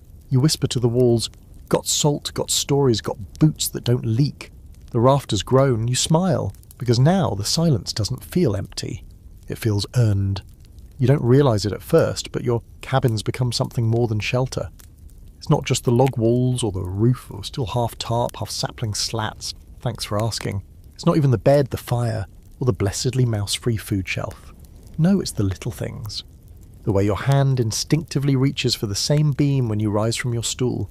The squeaky board near the hearth that you step over every single time out of sheer respect. The mark on the doorframe where your shoulder clipped it, hard, on day 4, and now you leave it there as a reminder not to move too fast in tight places. This place isn't just yours, it's you, in pine and mud and fire smoke. And now that you've returned from the rendezvous, loaded down with salt, coffee, candles, and enough stories to last you through another winter, you look around and realise you've started decorating. Not with fine art, mind you. The cabin's interior still resembles a well-loved tool shed married to a root cellar, but the signs are there. The rabbit's skull you hung above the door for luck, that's decor now. The old fur you nailed to the wall to block the wind, it's basically tapestry. Even the bones you arranged on the windowsill, all cleaned and bleached by snow, seem less like garbage and more like a theme. Call it frontier brutalism. You carve a new totem one day, just something to keep your hands busy. A small figure, hunched, long-armed, face ambiguous. You place it on the mantel next to your tin cup, and a rock you like the shape of. It feels like a shrine, not to any god, but to the act of being here. You stare at it while your stew bubbles, and for once, you don't feel like you're waiting for anything. The cabin hums with memory now, not loud ones, not dramatic scenes, but echoes of the small and relentless things that make a life. You remember the first time the fire smoked out the whole room. You remember cursing the wind for knocking over your half-built stool. You remember when your traps came back empty 3 days in a row and you ate pine bark because you thought it was what mountain men did. It isn't. Don't recommend. Even the axe, old Margaret, seems to hold stories in her notches. You find yourself talking to her more now. Not full conversations, just the occasional, "that'll do," or "good girl" after a clean chop. You never expected companionship to take the shape of a sharp blade and a long handle, but here you are. And then there are the stories. You find yourself telling them aloud, even though there's no one to hear them. Stories from the rendezvous, or ones you half remember from years back. You sit by the fire and say things like, "There was a man once said he saw a bear walk on 2 legs clear as a preacher. Swore it tipped its hat to him." Or, "Old Frenchie, one-eyed trapper from down south, claimed he could talk to owls. Said they knew when a man was going to die, wore feathers in his coat. Looked ridiculous." These aren't just distractions anymore. They're ritual. You tell the stories to the cabin, to the smoke curling in the rafters, to the wind tapping at the shutters like it wants in on the gossip. And in doing so, you make the place feel less like a survival chamber and more like a home, a weird, creaky, occasionally haunted home. Historical fact. Many frontier cabins became places of deep personal meaning to their builders. Carved names in doorframes, antlers mounted above hearths, bones and feathers arranged along window ledges. These weren't just trophies. They were ways to mark time, to assert identity, to anchor a man to a place that could, at any moment, turn on him. Even in the wilderness, humans can't help but decorate. Quirky twist. Some mountain men had strange customs when it came to their cabins. One built a tiny guest chair beside the fire that no one ever sat in, said it was for the spirit of the forest, just in case he drops by. Another kept a journal in charcoal on the inside of his roof beams, crawling up to write upside down like a raccoon with a secret. And one legend tells of a man who built a fake second door just to confuse ghosts. It probably confused the mail carrier too. And the scholarly debate, did mountain men truly form emotional attachments to their cabins? Or were these shelters strictly practical? Some researchers believe these homes were loved, personalized, even mourned when abandoned. Others argue that the lifestyle discouraged attachment. Trappers moved often, burned cabins when they left, or simply let nature reclaim them. But the truth lies in the details. The carvings, the charms, the bones placed just so. A man doesn't decorate a place he doesn't care about. You spend one whole afternoon arranging your mantle, the shelf you made from a flat log wedged between 2 beams. You place the totem front and centre. A small stone you found by the creek goes next. Your best candle, short squat still scented with pine pitch, sits to the left, unlit, saved for some future night when you feel fancy. You even carve a small plaque, just a single word, still. You nail it above the door. Not home, not freedom, just still. As in, still standing, still here, still breathing. You sweep the floor with a pine branch, fold your blankets, rehang the fur that fell off the wall 2 days ago. Everything's just a little cleaner, a little more chosen. You even scrub the soot from around the hearthstones with a wet rag, which feels absurdly civilized, like you're preparing for guests. Of course there won't be any, but still, that night, as you stretch out on your creaky bed, you look around the cabin and see more than survival. You see a place shaped by your hands, by your moods, by your stubborn refusal to leave. A place filled with pieces of you, broken off slowly like bark from a tree. The wind howls, the shutters rattle. Margaret leans against the wall, quiet and dignified. You whisper, still. The cabin groans, and you sleep like a man who built his own sanctuary out of cold, hunger and bone. The wind is different today, not softer, smarter. It moves through the trees like it knows something you don't. You feel it in your bones before you even open the door. A pressure in the air, a silence between the birdsong like the mountain is holding its breath. You step outside and scan the horizon, and there, just past the pines, is a thin column of smoke. Not yours. You freeze. It's far, miles maybe, but it's there, unmistakable. Not a campfire. Too big. And not from the rendezvous site either. That ended weeks ago. This is something else. You stare at it longer than you mean to, letting the cold bite into your cheeks, your fingertips twitching near your belt. Whoever built that fire isn't hiding. That's a message. One that says, I'm here. You go back inside slowly. Close the door. Sit on your stool. You don't panic. Panic wastes calories. But your thoughts run fast and sharp, cutting through the quiet like your knife through last week's jerky. Is it another trapper? Possible. Is it a trader? Unlikely. A lost traveller? Could be, but there's a fourth option. One you don't like to think about. One that stands at the edge of every shadow out here. Someone desperate. Desperate men don't knock. They don't barter. They take. You check your rifle first, powder dry, barrel clean. You load it with care, muscle memory taking over. Then you check the traps around your clearing, still empty, no fresh prints, no broken lines. You reinforce the latch on the door, you close the shutter, then you wait. 2 days pass, the smoke doesn't rise again. And then, just as you're beginning to think it was nothing more than a flickering shadow in the mind, footsteps, slow, crunching, confident. You stand in silence, rifle ready, back against the wall, your breath shallow. A single knock, not polite, not hesitant, just expected. You open the door a sliver, and there he is. A young man, maybe mid-20s, wrapped in layers that don't quite match, like he dressed in a hurry or from someone else's wardrobe. His boots are wrong for this terrain. He carries no pack, his rifle looks old, even by your standards. His eyes are hollow, sunken deep, like something behind them gave up weeks ago. "Need food," he says. You say nothing, just stare. He doesn't step forward. Smart. "Lost my gear, been walking 4 days." Still you say nothing. He glances behind him as if checking for something.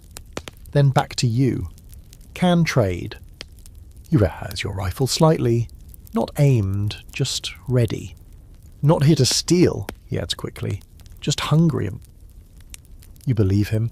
Mostly. But you've also seen hunger turn decent men into something else entirely. After a long pause, you step back, gesture him in.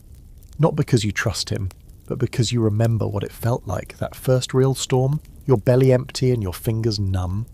He steps inside slowly, cautiously, like the walls might bite. You watch him scan the cabin, your bed, your fire, your tools. He sees the axe, still leaning in her usual spot. You watch his eyes linger on her a beat too long. You feed him. Not much, just a bit of stew. Some hard bread, a pinch of salt like a crown on top. He eats it like it's sacred. When he's done, he mutters thanks, eyes down. You ask him his story. He gives you pieces. Lost his horse, got separated from his brother, was heading north but took a bad trail. The usual half-truths that all blend together into something that might be real, or not. Historical fact. Encounters like this weren't rare. The frontier was full of wanderers, some honest, some lost, some dangerous. Mountain men knew to be cautious, hospitality was offered sparingly, and always with one eye on the door. Still, stories of kindness persisted. Trappers who shared food, cabins left unlocked with supplies for the next soul passing through. In a land that could kill you just for forgetting to bank your fire, survival sometimes depended on the mercy of strangers. Quirky twist? There are accounts of trappers pretending to be crazier than they really were, just to avoid being robbed. One man reportedly talked to a sack of potatoes for a week straight, while a stranger was nearby muttering things like, "Don't you judge me, Hank, I'll skin you next." The stranger left before morning. No one took anything. Scholarly debate? Some argue the wilderness built a sort of rough honor code, a don't steal, don't kill, or you'll never last philosophy. Others say that was wishful thinking, and that most trappers were loners because they didn't want to risk trust. The truth likely lies in the middle. Generosity, but always with conditions, a full belly, but a locked powder horn. You let the man sleep near the fire. You don't sleep much, you sit upright in your bed, your rifle across your lap, one eye on the door, one ear on his breathing. He shifts in his sleep, mutters something about a ridge and a trail that never ends. By morning, he's gone. Took nothing, left nothing, just his footprints in the melting snow and the faint memory of another voice echoing off your cabin walls. You're not sure if he ever meant harm, or if he was just one of the countless ghosts that wander through these woods. Flesh and bone wrapped around some shattered piece of hope. You check your supplies, everything's in place. The salt untouched. Margaret still leans against the wall like the old matriarch she is. You step outside, breathe in the morning, and follow the footprints just long enough to see that he headed west, toward the low trail that leads back to nowhere. You go back inside, close the door, and sit by the fire. The cabin creaks like it's exhaling. You whisper, "Still standing."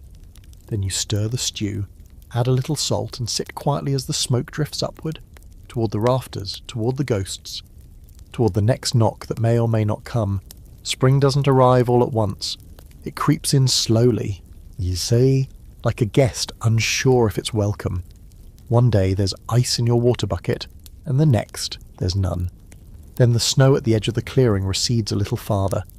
You hear a bird, just one, then another. You wake to sunlight not filtered through breath-frosted windows, but actual warm light, soft and golden, draped across the floor like a blanket. You stretch without thinking, and you don't shiver. That's new. Your cabin smells different too. Not the heavy, smoky scent of survival, but something lighter. Pine, wet dirt, sap, life returning bit by bit. You open the door and step out barefoot just to feel the ground again.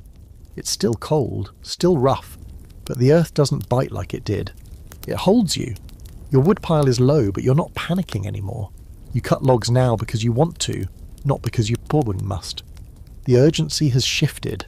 It's not about keeping death out anymore. It's about getting ahead. There's an ease in your movements, a looseness in your shoulders. You catch yourself humming one morning as you sharpen your knife. Not because you're happy, necessarily, just because there's finally room in your mind for sound. Inside, you begin to rearrange things, not out of boredom, out of ritual. The winter layout was designed for efficiency. Now you want comfort. You move the bed closer to the window to catch the morning light. You repack your gear, clean every tool, reseal the seams of the roof, not because the next storm is coming, but because it isn't. This shift isn't just seasonal, it's spiritual. You've been here long enough that the cabin has become more than wood and mud. It's a reflection now, of your hands, your choices, your mind, and you realise your future.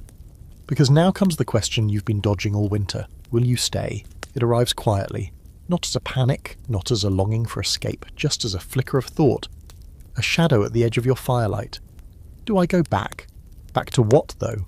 Civilization? Crowds? A name shouted across a muddy street by someone who doesn't know what you've built? Do you miss people? Do you miss their noise, their closeness, their smell? You're not sure. You've spent so long surviving that imagining anything else feels weirdly fragile. You sit at your table and list the reasons to leave. Salt's easier to get. Fewer bears, less mould. You might find a woman who doesn't mind that you smell like pine and dried elk.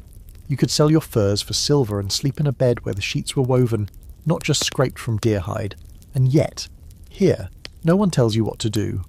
You answer only to the wind, the trees, the seasons. You sleep when tired, eat when hungry, and speak only when you feel like it. Your mind is quieter now, not soft, but settled, like a lake after the storm has passed. Historical fact. Many mountain men did eventually return to civilization. Some became guides for Western settlers. Some opened trading posts or served as scouts in military expeditions, but others stayed in the wilds, unable or unwilling to return. They became legends, footnotes, ghosts. Their cabins eventually rotted, but their stories stuck around, half factual, half folklore. Quirky twist: one famous trapper built a second cabin just 100 yards from the first. When asked why, he reportedly said, "The first one knows too much." Another painted his walls with crushed berries and ash, creating primitive murals of bison, stars, and dreams he couldn't put into words. The wilderness didn't just change them, it absorbed them. And here's your scholarly debate. Was the choice to remain in the wild an act of freedom or of loss? Some argue it was liberation, living without laws, borders, or clocks. Others say it was exile in disguise, that these men were running from something.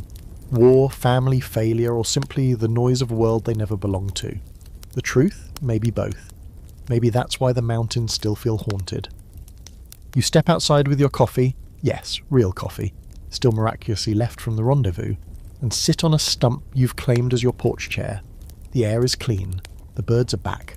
Somewhere in the woods, a distant creek sings over thawed stones. You watch a fox trot through the clearing, nose to the wind, tail high. It doesn't even glance at you, just moves past like you're part of the landscape now. And maybe you are. You consider carving a new sign, something to hang over the door. The old one still works, but now maybe home. Or maybe nothing, just the crack of the fire and the wind in the trees, telling your story better than words ever could. You spend the afternoon planting a few seeds in a small stubborn patch of dirt near the edge of the cabin, not because you need them to survive, but because you want to see what grows. That night you light one of your last candles, not for light, but for ceremony. You place it on your shelf next to the little totem, the stone and the bare-etched cup. You watch it flicker. You feel no fear. There is no audience, there is no plan, just you and the world you built from nothing. You close your eyes and whisper to no one, I might just stay. And the silence answers, you already have. So here you are, full circle. From the first cold night under a pine needle roof to the morning you stepped barefoot into spring, this cabin, this mountain, this space between one heartbeat and the next, it's all yours now. You built it, you braved it. You endured everything the wilderness had to throw at you. Hunger, snow, silence, foxes with too much attitude, mysterious visitors, and the occasional existential crisis triggered by a frozen bannock. But more than that, you adapted. You learned what kind of man listens to the fire talk, what kind of man speaks back. You figured out how to read the trees, how to make peace with the wind, how to use every part of a rabbit, and how to tell stories even when there's no one to hear them, or maybe because there's no one to hear them. There was no dramatic ending, no final bear fight, no epic cabin showdown. Just you, alone, changing slowly, quietly, like a log rotting into soil, like winter melting into spring, and maybe that's the point. You didn't just survive the wilderness, you became part of it. Now, the forest doesn't intimidate you, the silence doesn't taunt you. The crack in the door, the draft under the wall, the snow collecting on the roof, none of it feels like failure anymore. It just feels like home. So when people ask, if they ever do, how mountain men built cabins from scratch, the answer won't be just axes and logs. It'll be time, repetition, a little madness, a lot of stubbornness, and more than a few one-sided conversations with a cooking pot. And if they ask how you lasted, how you did it, how you came through the winter with all your fingers and a few grains of salt left, you'll just shrug and say, still standing. Now go ahead, roll over, pull that blanket a little tighter, and let the sound of the wind remind you of what it means to be wild and warm and exactly where you're supposed to be.